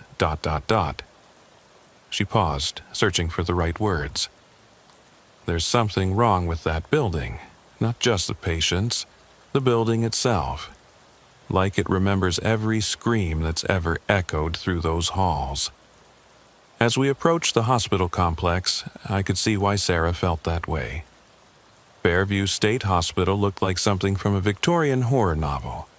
Imposing brick structures with narrow windows and Gothic architectural details that seemed designed to keep things in rather than welcome visitors. Security lights cast harsh shadows across the grounds, creating pools of brightness separated by vast areas of darkness. The main entrance was a flurry of activity. Police cruisers lined the circular drive, their red and blue lights painting the wet pavement in alternating colors. I could see officers setting up a perimeter around one of the side buildings, Ward 7, according to the faded sign beside the entrance. Unit 23, what's your status? Dispatch queried as we pulled up to the command post. Unit 23 on scene, Sarah responded. Making contact with Incident Commander now. Sergeant Mike Rodriguez of the Seattle PD met us at our ambulance, his usually calm demeanor replaced by obvious tension. "Glad you're here," he said without preamble. "We've got a situation in Ward 7 that's unprecedented." "How many patients are we dealing with?" I asked, grabbing our psychiatric emergency kit, restraints, sedatives, and protective equipment designed for volatile situations. "That's just it," Rodriguez replied. "According to the staff, there should be 28 patients in that ward, but when this started, they could only account for 15. The others—" He gestured helplessly toward the darkened building. "They're somewhere in there, but we can't locate them." Sarah frowned. "What do you mean you can't locate them? It's a secured psychiatric ward. Where could they go?" "That's what we're trying to figure out." The head nurse, Janet Morrison, was making her 11 p.m. rounds when she heard what she described as coordinated whispering coming from multiple rooms. When she investigated, she found several patients missing from their beds. No signs of struggle, no evidence of forced entry or exit. They just vanished. A new voice joined our conversation. A woman in scrubs who approached with the rapid, nervous movements of someone barely maintaining professional composure. "Are you the paramedics?" she asked, her voice strained with exhaustion and fear. "Janet Morrison," Rodriguez introduced. "Head nurse for Ward 7. She's the one who called this in." Janet looked like she'd aged years in the span of a few hours. Her graying hair was disheveled, her uniform wrinkled, and her hands trembled slightly as she gestured toward the building. "I've been working psychiatric care for 23 years, she said. "I've seen every kind of mental health crisis you can imagine. But this is something else entirely." "Tell us what happened," Sarah said, her voice carrying the calm authority that made her so effective in crisis situations. Janet took a shaky breath. "It started about 2 hours ago during evening medication rounds. The patients were unusually quiet, not the good kind of quiet, but an unnatural silence that felt coordinated, like they were all listening to something we couldn't hear." She led us toward the entrance of Ward 7, where 2 officers stood guard beside doors that had been propped open. Around 10:30, I began hearing whispers. Not conversation, whispers. Multiple voices, all saying the same words, but I couldn't make out what they were saying. It seemed to be coming from everywhere at once. "Could you determine which patients were involved?" I asked, checking that our radio was functioning properly. Communication was crucial in psychiatric emergencies, especially when dealing with multiple patients. "That's the thing," Janet continued. "When I checked the rooms where I thought I heard the whispering, the patients appeared to be asleep. But their positioning was wrong. They were all lying in exactly the same position, on their backs, arms at their sides, eyes closed, but—" She shuddered. "They weren't breathing like people who are asleep. The rhythm was too regular, too controlled." We entered Ward 7, and immediately I understood what Sarah had meant about the building remembering screams.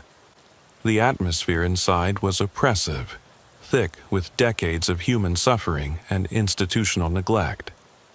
Fluorescent lights flickered irregularly, casting unstable shadows that seemed to move independently of their sources. The ward was laid out in a typical institutional design, a central nurses' station surrounded by patient rooms with day areas and group therapy spaces at either end. But tonight, the familiar layout felt wrong. as if the spatial relationships had been subtly altered to create confusion and disorientation. The missing patients, Rodriguez said, consulting his notes, are all long-term residents with severe psychiatric conditions: schizophrenia, severe bipolar disorder, treatment-resistant depression with psychotic features. Most have been here for years, some for decades. Janet nodded grimly. They're not the kind of patients who would or could plan an escape. Several are on constant monitoring due to self-harm risks. Others require assistance with basic daily activities. The idea that they could coordinate any kind of group action is medically impossible. But as we moved deeper into the ward, it became clear that something medically impossible was exactly what we were dealing with. The first thing I noticed was the silence. Not the absence of sound, but a presence of silence, a quality of quiet that felt intentional and aware. Our footsteps echoed strangely, as if the building's acoustics had been altered to amplify certain sounds while muffling others. "Room 712, Janet said, stopping beside an open doorway. "Mrs. Eleanor Vasquez, age 67, catatonic schizophrenia, nonverbal for the past 8 years. She was here during my 9 p.m. check." The room was small and sparse: a hospital bed, a small dresser, and a chair arranged with institutional precision. But Eleanor Vasquez was gone, and her absence felt deliberate rather than accidental.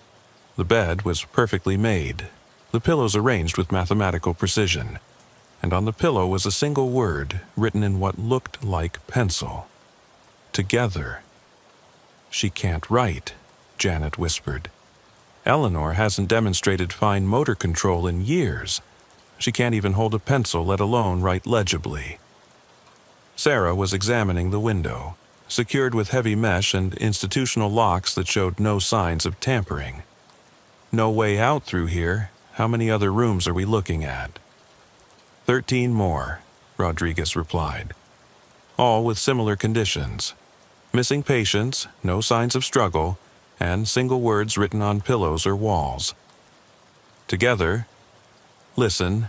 Come. Now." We continued our survey of the ward, documenting each empty room and its impossible message.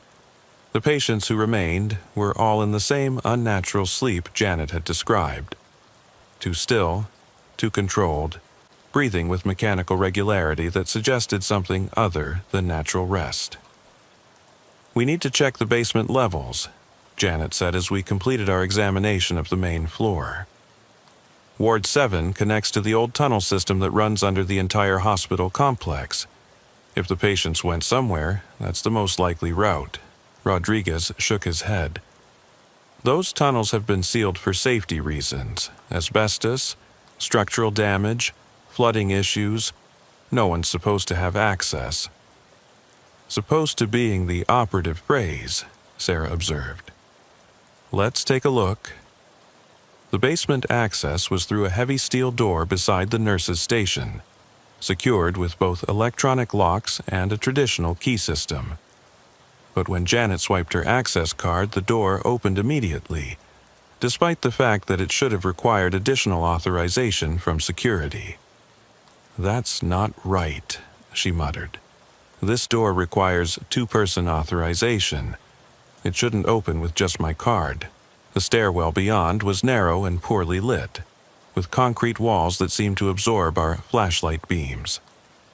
As we descended, the oppressive atmosphere of the ward above was replaced by something even more unsettling: a sense of vast, hidden spaces stretching away into darkness. The basement level was a maze of utility corridors, storage rooms, and abandoned areas that had been closed off decades ago. Our footsteps echoed strangely, creating multiple reflections that made it difficult to determine which sounds were real and which were acoustic illusions. "The tunnel entrance should be down this way," Janet said, leading us through a series of turns that seemed designed to confuse rather than efficiently connect spaces. "But I haven't been down here in years." The layout might have changed. That's when we heard it. The coordinated whispering Janet had described. Multiple voices speaking in unison, their words just at the edge of comprehension. The sound seemed to come from ahead of us, drawing us deeper into the basement's labyrinthine structure. "Can you make out what they're saying?" I asked Sarah, who had the best hearing among our group. She listened intently for several seconds before shaking her head. "It's not English, not any language I recognize, but the rhythm. It's like a chant or incantation." Rodriguez was checking his radio, but found only static. "We've lost communication with the surface. These basement levels must be blocking our signal." The whispering grew louder as we followed the corridor toward what appeared to be the tunnel access. But when we reached the supposed entrance, we found something that shouldn't have existed.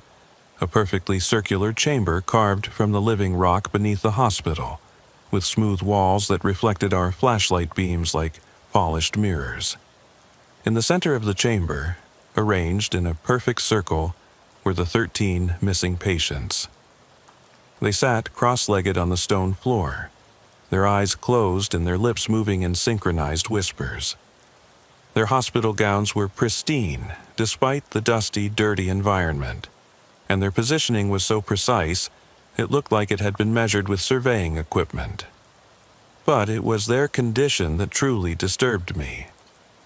These were patients with severe psychiatric disabilities, many of whom couldn't walk without assistance or maintain basic posture due to medication side effects and neurological damage. Yet here they sat with perfect spinal alignment, their movements coordinated with mechanical precision. "Eleanor!" Janet called out, approaching the circle cautiously. "Eleanor, can you hear me?" Eleanor Vasquez, the nonverbal catatonic patient we'd been told about, opened her eyes and looked directly at Janet with clear, focused awareness. When she spoke, her voice was perfectly articulated and unnaturally calm. "We have been waiting," she said. "The voices told us you would come."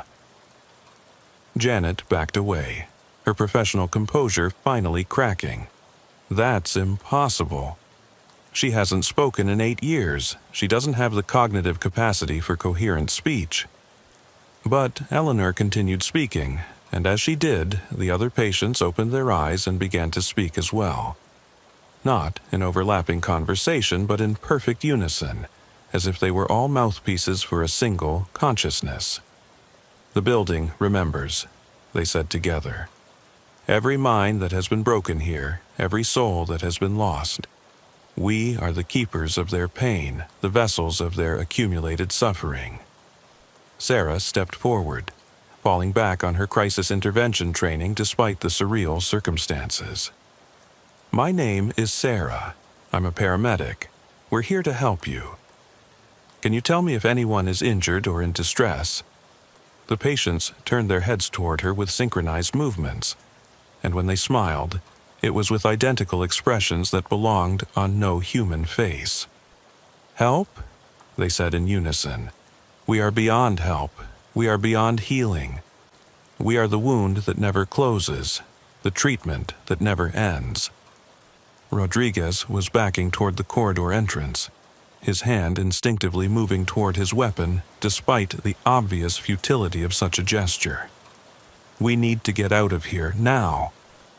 But as he reached the doorway, he found it had vanished. Where moments before there had been an opening leading back to the basement corridor, there was now only smooth stone wall, as if the chamber had sealed itself around us. "That's not possible," I said, running my hands over the wall surface. It was seamless, unbroken, as if it had been carved from a single piece of stone with no entrance or exit. The patients were standing now, moving with the same mechanical precision they'd shown while sitting. They formed a loose circle around us, and I could see that their eyes had changed. No longer the various colors of individual human irises, but uniform black that reflected our flashlight beams like oil. "You came to help," they said together. You came to heal, but some wounds are meant to remain open. Some pain is meant to be preserved. Janet was hyperventilating, her medical training warring with the reality of what she was witnessing. These patients, I've treated them for years. I know their medical histories, their limitations. This isn't possible.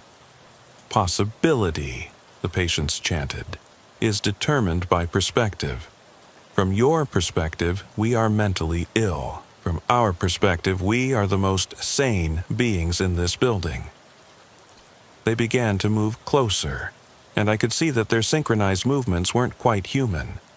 Their gait was too smooth, too coordinated, like marionettes operated by a master puppeteer. "What do you want?" Sarah asked, maintaining her professional calm despite the impossible circumstances. "To share," they replied, "to show you what we have learned in our years of treatment, our decades of healing attempts, our lifetimes of being told that our perceptions are symptoms rather than insights." The chamber was getting smaller, not rapidly, but noticeably, the walls closing in with the inexorable patience of geological processes.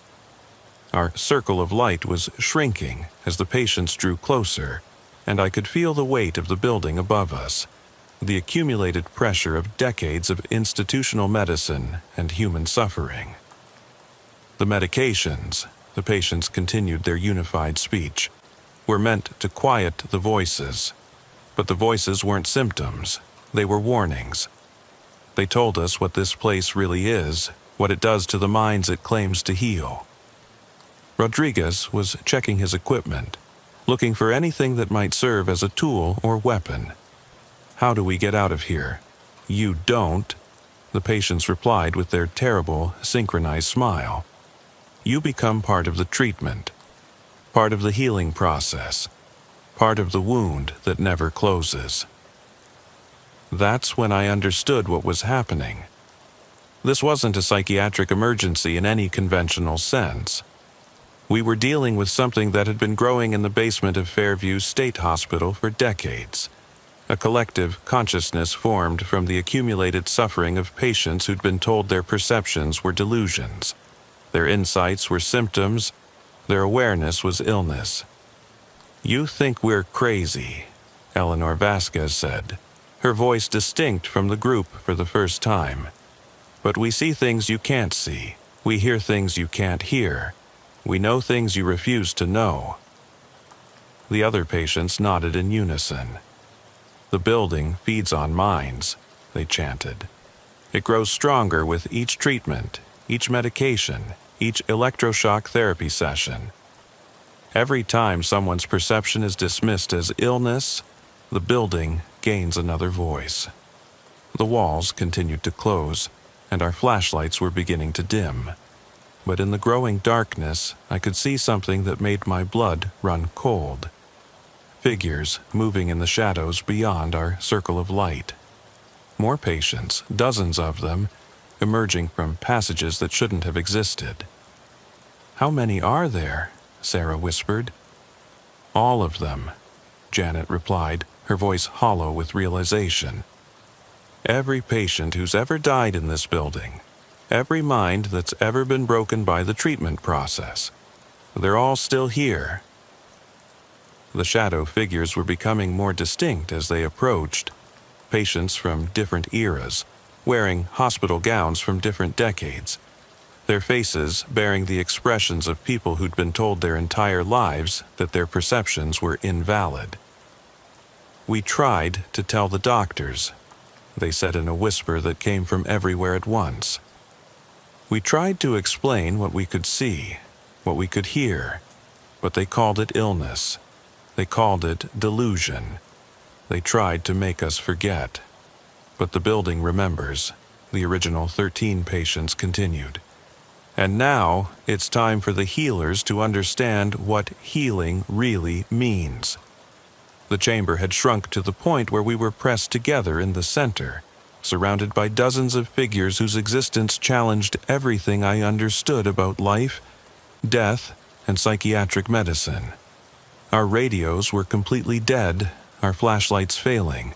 and the walls continued their slow but inevitable convergence. "There has to be a way out," I said, though I was beginning to doubt my own words. "There is," Eleanor replied, stepping forward from the circle of patients. "But it requires accepting what you've spent your careers denying. That perception isn't always illness. That awareness isn't always delusion. That sometimes the people you're trying to heal are the only ones who can see clearly." Sarah looked at me, then at Rodriguez and Janet. I could see her making the same calculation I was, that conventional solutions weren't going to work here, that we needed to approach this situation with something other than medical protocols and police procedures. "What do you see?" she asked Eleanor. "What are we missing?" Eleanor's expression softened, and for a moment I could see the person she'd been before. Decades of institutional treatment had stripped away her voice and her agency. "We see the suffering this place has caused," she said. "We see the minds that have been broken in the name of healing. We see the awareness that has been labeled as illness because it was inconvenient or frightening." The other patients nodded. "The building feeds on denial," they said together. "Every time someone's experience is dismissed as symptoms, it grows stronger. Every time awareness is medicated away, it gains another voice. But acknowledgement," Eleanor continued, "weakens it. Recognition of truth diminishes its power. That's why you're here, not to rescue us, but to witness what we've experienced." The walls stopped moving. In the sudden stillness, I could hear my own heartbeat, Sarah's breathing, the slight shift of Rodriguez's equipment. Normal sounds in an abnormal situation. "You want us to validate your experiences," I said, beginning to understand. "To acknowledge that what you've perceived isn't necessarily illness." "Not all of it," Eleanor replied. "Some of it is illness. We're not delusional about our conditions. But some of it is awareness that's been systematically suppressed because it threatens the foundation of institutional psychiatry." Janet stepped forward, her voice shaking. "I've worked here for 23 years. I've administered medications, assisted with treatments, watched patients deteriorate despite our best efforts. If what you're saying is true, then you've been part of a system that creates the very problems it claims to solve," the patients said in unison. "But recognition of that truth is the beginning of actual healing." The shadow figures were becoming less distinct, fading back into the darkness, as if our acknowledgement of their experience was allowing them to rest. The chamber began to expand, returning to its original dimensions. "The way out," Eleanor said, "is through acceptance. Not of our illness, but of our humanity. Our right to experience reality in ways that don't conform to medical textbooks." One by one, the patients returned to their positions on the floor, resuming their meditation or rest or whatever state they'd been in when we found them. But their eyes remained clear, aware, focused on a reality that encompassed more than what our training had taught us to see. The doorway reappeared, leading back to the basement corridor. Our radios crackled back to life, and our flashlights brightened as if someone had replaced the batteries. "The missing patients," Rodriguez said as we prepared to leave the chamber. "What do we report?" Eleanor smiled, and this time it was a human expression rather than the synchronized mask she'd worn earlier. "We were never missing," she said. "We were exactly where we needed to be." We made our way back to the surface in silence, each of us processing what we'd experienced in our own way. When we emerged into Ward 7, we found the remaining patients awake and alert, sitting up in their beds and engaging in quiet conversations that seemed perfectly normal and appropriate. Janet went to check on Eleanor's room and found her there, lying peacefully in her bed as if she'd never left. But when Janet approached, Eleanor opened her eyes and spoke clearly. "Thank you for listening." The official report listed the incident as a false alarm. Confused communications during a shift change had led to inaccurate patient counts, and the whispering had been traced to a malfunctioning ventilation system that created acoustic illusions. All patients were accounted for and showed no signs of distress or unusual behavior. But Janet submitted her resignation the following week, citing personal reasons. Rodriguez requested a transfer to a different district, and Sarah and I found ourselves approaching psychiatric calls with a different perspective, one that considered the possibility that not all unusual perceptions were symptoms of illness. 3 months later, Fairview State Hospital was finally closed, its patients transferred to more modern facilities with better therapeutic approaches. The building was demolished 6 months after that, and a park was built on the site. But sometimes when I drive past that park on quiet nights, I can see figures in the shadows between the trees. People sitting in circles, engaged in what looks like meditation or group therapy. And I wonder if some forms of healing happen outside the boundaries of conventional medicine, in spaces where awareness is validated rather than medicated away. The voices Janet heard that night weren't symptoms of illness. They were the sound of minds reclaiming their right to experience reality on their own terms, to find healing through acceptance rather than suppression. And sometimes that's the most effective treatment of all. The call came in at 4:23 a.m. on a Tuesday that felt like the end of the world. Industrial accident at the old Riverside Steel Mill, a place that had been shuttered for 8 years, its windows shattered and machinery rusting in the Pennsylvania rain. The voice on the other end of a 911 was panicked, nearly incoherent, reporting screams and what sounded like heavy machinery running in a building that hadn't seen power since the Obama administration. "Probably just kids," my partner Maria said as we raced through the empty streets of Millbrook, our siren echoing off abandoned storefronts and boarded-up houses that stood like broken teeth in the pre-dawn darkness. "Urban explorers, maybe?" Fell through some rotten flooring or got tangled up in old cables. I wanted to agree with her, but something about the 911 call nagged at me like a splinter under my skin. The caller, a long-haul trucker passing by on Route 19, had described sounds that didn't match teenage exploration. Grinding metal, hydraulic hissing, the rhythmic pounding of industrial hammers, and underneath it all, human screaming that went on far too long for someone who'd simply taken a fall. The mill loomed ahead of us like a monument to industrial decay, its massive silhouette cutting a jagged wound against the pre-dawn sky. 4 stories of red brick and broken dreams, with smokestacks that reached toward heaven like the fingers of a buried giant. Chain-link fence surrounded the property, topped with razor wire and decorated with signs warning of hazardous materials, structural instability, and prosecution for trespassing. But the front gate hung open, its heavy lock cut clean through with bolt cutters that had left metal shavings scattered on the asphalt. "Fresh cut," Maria observed, kneeling to examine the severed chain. Her breath misted in the cold air, and I could see goosebumps rising on her forearms despite the heavy uniform jacket. "Someone's been here recently, maybe within the last few hours." We grabbed our trauma kit and scene safety equipment from the rig, including portable lighting, rope for potential extraction, and the heavy-duty first aid supplies we'd need if someone had been crushed by falling machinery.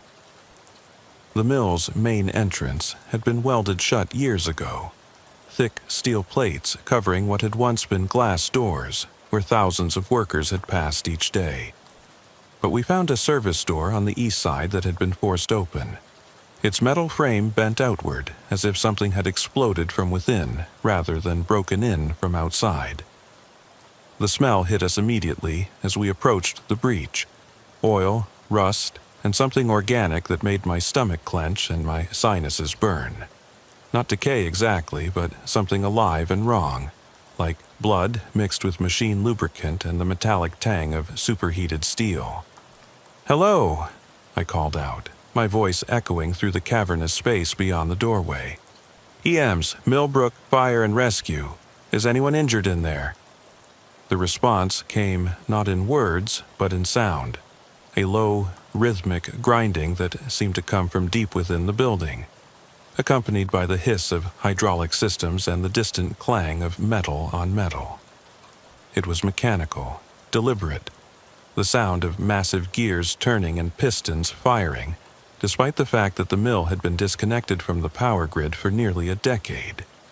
Maria's flashlight beam cut through the darkness, revealing a scene that belonged in an industrial museum. Conveyor belts frozen mid-motion, overhead cranes hanging like sleeping giants, and workstations where men had once shaped raw steel into the bones of America's infrastructure. Everything was covered in a thick layer of dust and debris, rusted metal shavings, broken glass, and the detritus of abandonment. Everything except for one area near the center of the floor. A path had been cleared through the accumulated filth, leading from the entrance we'd used to what looked like the main production line. The path was too clean, too deliberate to be random exploration. Someone had been here recently, and they'd had a specific destination in mind. More disturbing were the drag marks in the dust on either side of the cleared path. Parallel grooves that looked like something heavy had been pulled across the floor. "This doesn't feel right," Maria whispered, her usually steady voice betraying the concern that was growing in my own chest. "Maybe we should call for backup. Get some officers out here before we go any deeper." But as she spoke, we heard it again. Not machinery this time, but human voices. Faint, distant, coming from somewhere deeper in the mill's labyrinthine interior. One voice was calling for help in a way that made my chest tighten with professional urgency, the desperate cry of someone in genuine medical distress. The other was laughing, a sound that belonged in no workplace, abandoned or otherwise. We followed the cleared path deeper into the mill, our flashlights creating a small bubble of visibility in an ocean of industrial darkness. The grinding sound grew louder with each step, joined now by other mechanical noises that shouldn't have been possible. Hydraulic pumps cycling, conveyor motors humming, the whistle of pressurized steam. Impossible sounds from machines that should have been silent as graves. The layout of the mill was a maze of catwalks, support pillars, and suspended equipment that created shadows within shadows. Our beams revealed glimpses of the past. Safety posters from the 1990s still clinging to walls. Hard hats hanging on pegs as if their owners had just stepped away for lunch. Time clocks with punch cards scattered on the floor like fallen leaves. "There," Maria pointed ahead with her light beam, her voice tight with tension. "The blast furnace area." The mill's central blast furnace rose before us like an iron cathedral, its massive structure disappearing into the shadows above. But what drew our attention was the smaller equipment arranged around its base. Machines that were definitely running despite having no apparent power source. Overhead, conveyor systems moved with deliberate purpose, carrying something that glinted dully in our flashlight beams. Control panels that should have been dark showed glowing indicators, and steam rose from pipes that should have been cold and empty.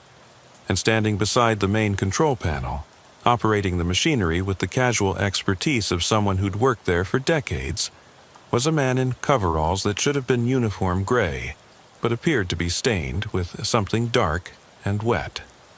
"Sir," I called out, approaching with my hands visible and my voice pitched to carry over the mechanical noise. Standard protocol for approaching potentially injured civilians in unstable environments. "I'm with EMS. Are you injured? Did you call for help?" He turned toward us with movements that seemed too fluid, too practiced for someone who should have been startled by our sudden appearance.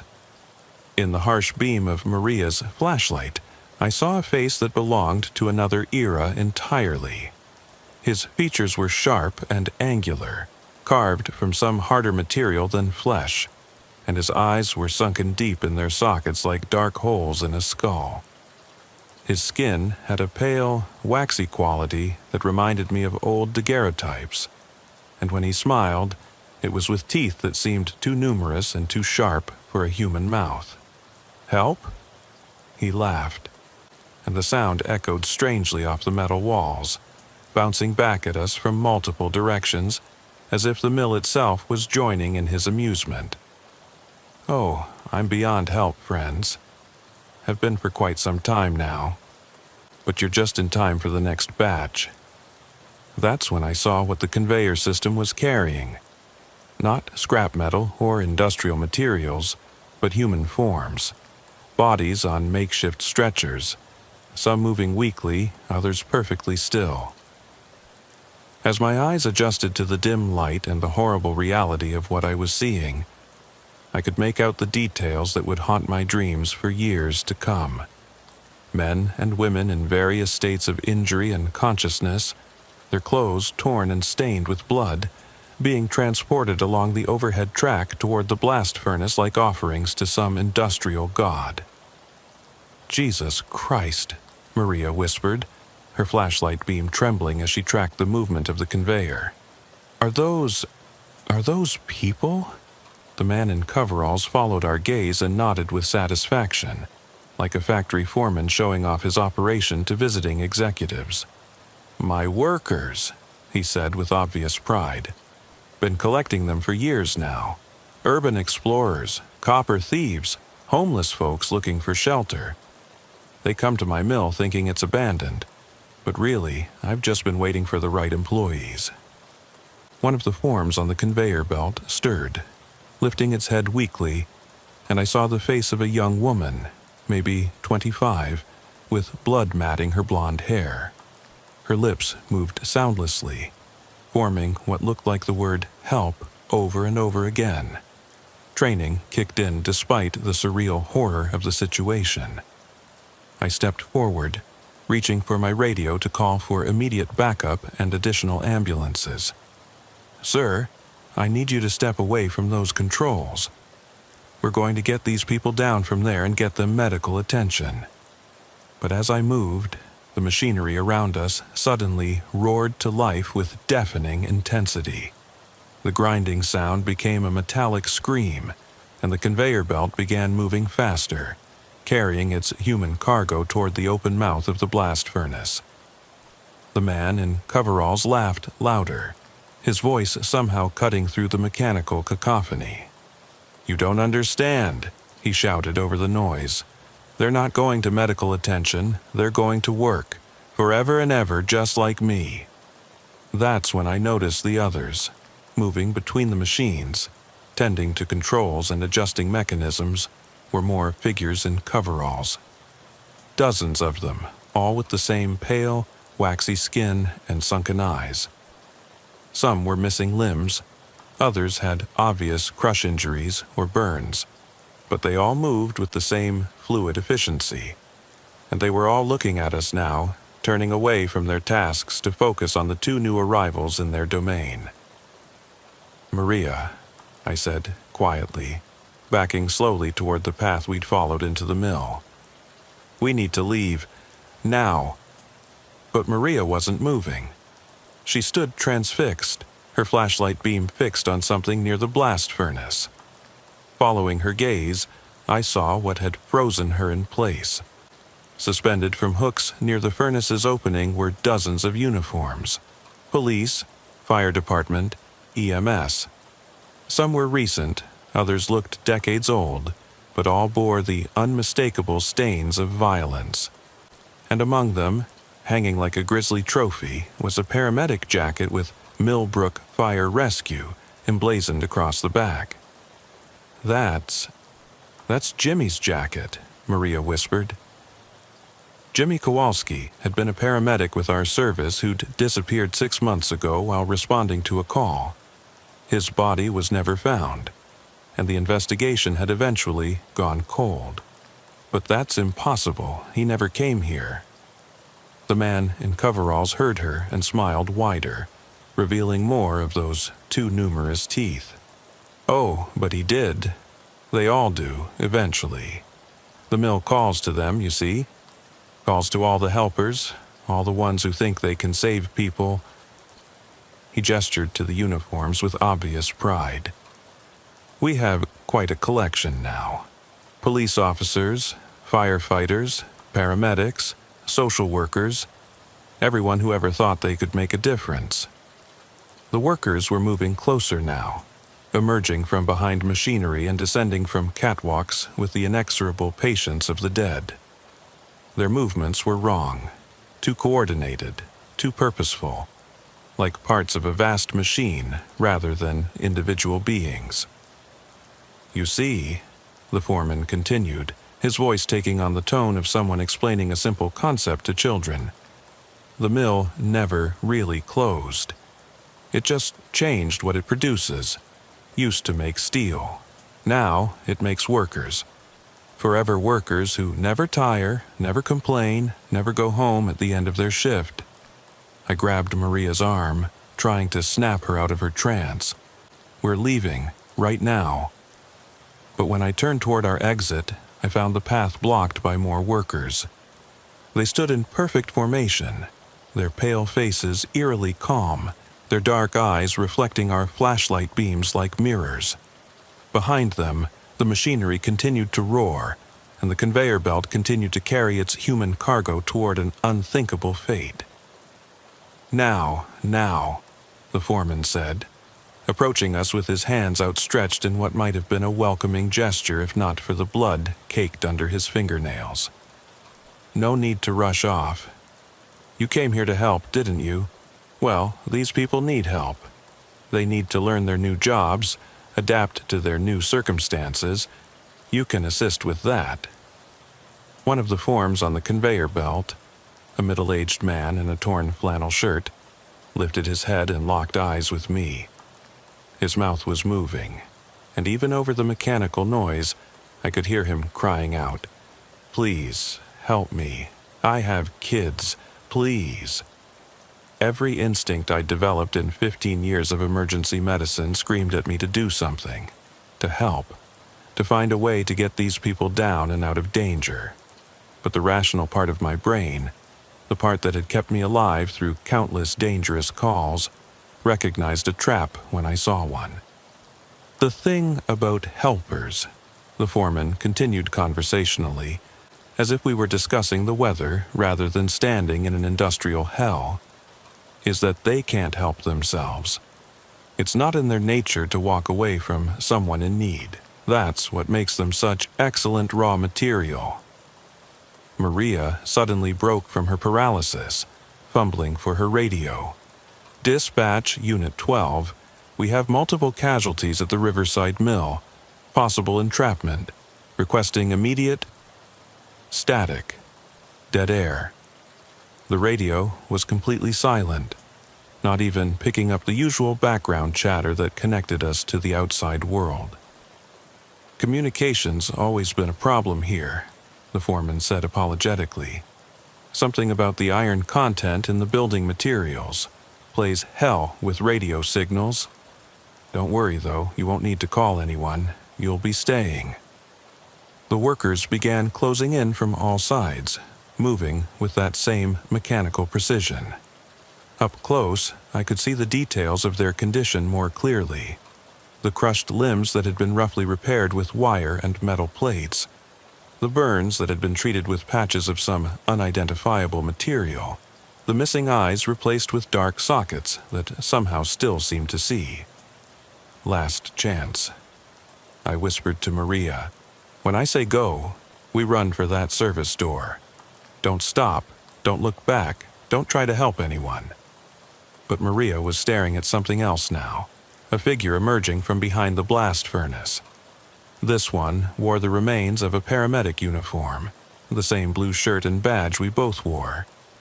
His face was partially crushed, his left arm hung at an impossible angle, but he was definitely Jimmy Kowalski. "Hey, Maria," he said in a voice like grinding gears. Glad you could make it. The work here is really fulfilling. You never get to clock out." That's when Maria screamed. The sound cut through the mechanical noise like a knife, high and desperate and utterly human in a place that had forgotten what humanity meant. It snapped me out of my horrified fascination, and I did the only thing I could think of. I grabbed our portable oxygen tank, a heavy steel cylinder that could serve as both life-saving equipment and makeshift weapon, and swung it at the nearest worker. The impact sent him staggering backward, his pale face showing surprise rather than pain. "Go!" I shouted to Maria. "Now!" We ran. Through the maze of machinery, dodging between conveyor belts and ducking under overhead pipes, we ran toward the distant service door that represented our only hope of escape. Behind us, the workers gave chase, but their movements remained that same mechanical precision rather than the desperate speed of living pursuers. The foreman's laughter echoed through the mill, bouncing off the metal walls and following us like a malevolent spirit. "You can't leave," he called out. "The mill needs you." The work must continue.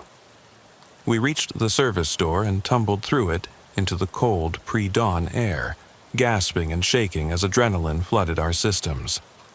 The normal world, the world of quiet streets and sleeping houses, seemed impossibly bright and clean after the industrial nightmare we'd just escaped. "The people," Maria gasped, her hands shaking as she tried to key her radio. "We have to help them. We have to call for backup."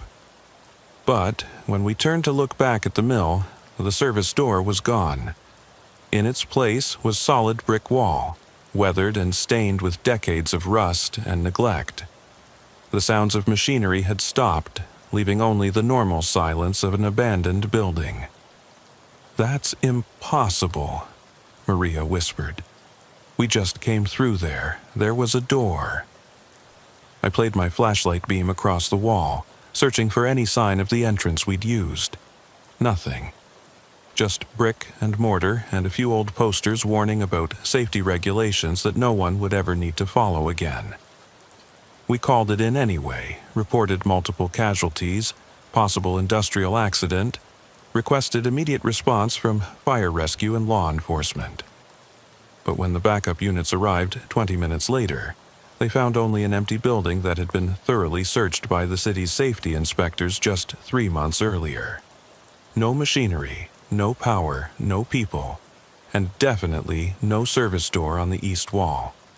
The official report listed our call as a false alarm, possibly triggered by stress and the disorienting effects of exploring a large, dark building. Maria and I were both given mandatory psychological evaluations and 3 days of administrative leave. But I know what we saw. I know what we heard. And I know that somewhere in that mill people are still calling for help on a conveyor belt that carries them towards something worse than death. Maria transferred to day shift after that night. She said she couldn't handle the uncertainty of what might be lurking in the darkness. What calls might take us to places that shouldn't exist. I don't blame her. I thought about transferring too, but someone has to work the night shift. Someone has to be ready when the calls come in from places that exist only in the spaces between reality and nightmare. 6 months later, we got another call. Industrial accident at an abandoned textile mill across town. Maria's replacement, a young guy named Davis who transferred from Pittsburgh, was eager to respond. "Probably just homeless people using the building for shelter," he said as we raced through the empty streets. "Maybe started a fire for warmth and someone got burned." I wanted to agree with him. I wanted to believe it would be that simple. But as we pulled up to the old building, I saw the same signs. The cut chain-link fence, the fresh path through the debris, the faint glow of light coming from windows that should have been dark, and somewhere in the distance, barely audible over the rumble of our diesel engine, I could hear the sound of machinery that shouldn't have been running. The mill was calling again, and this time I knew better than to answer.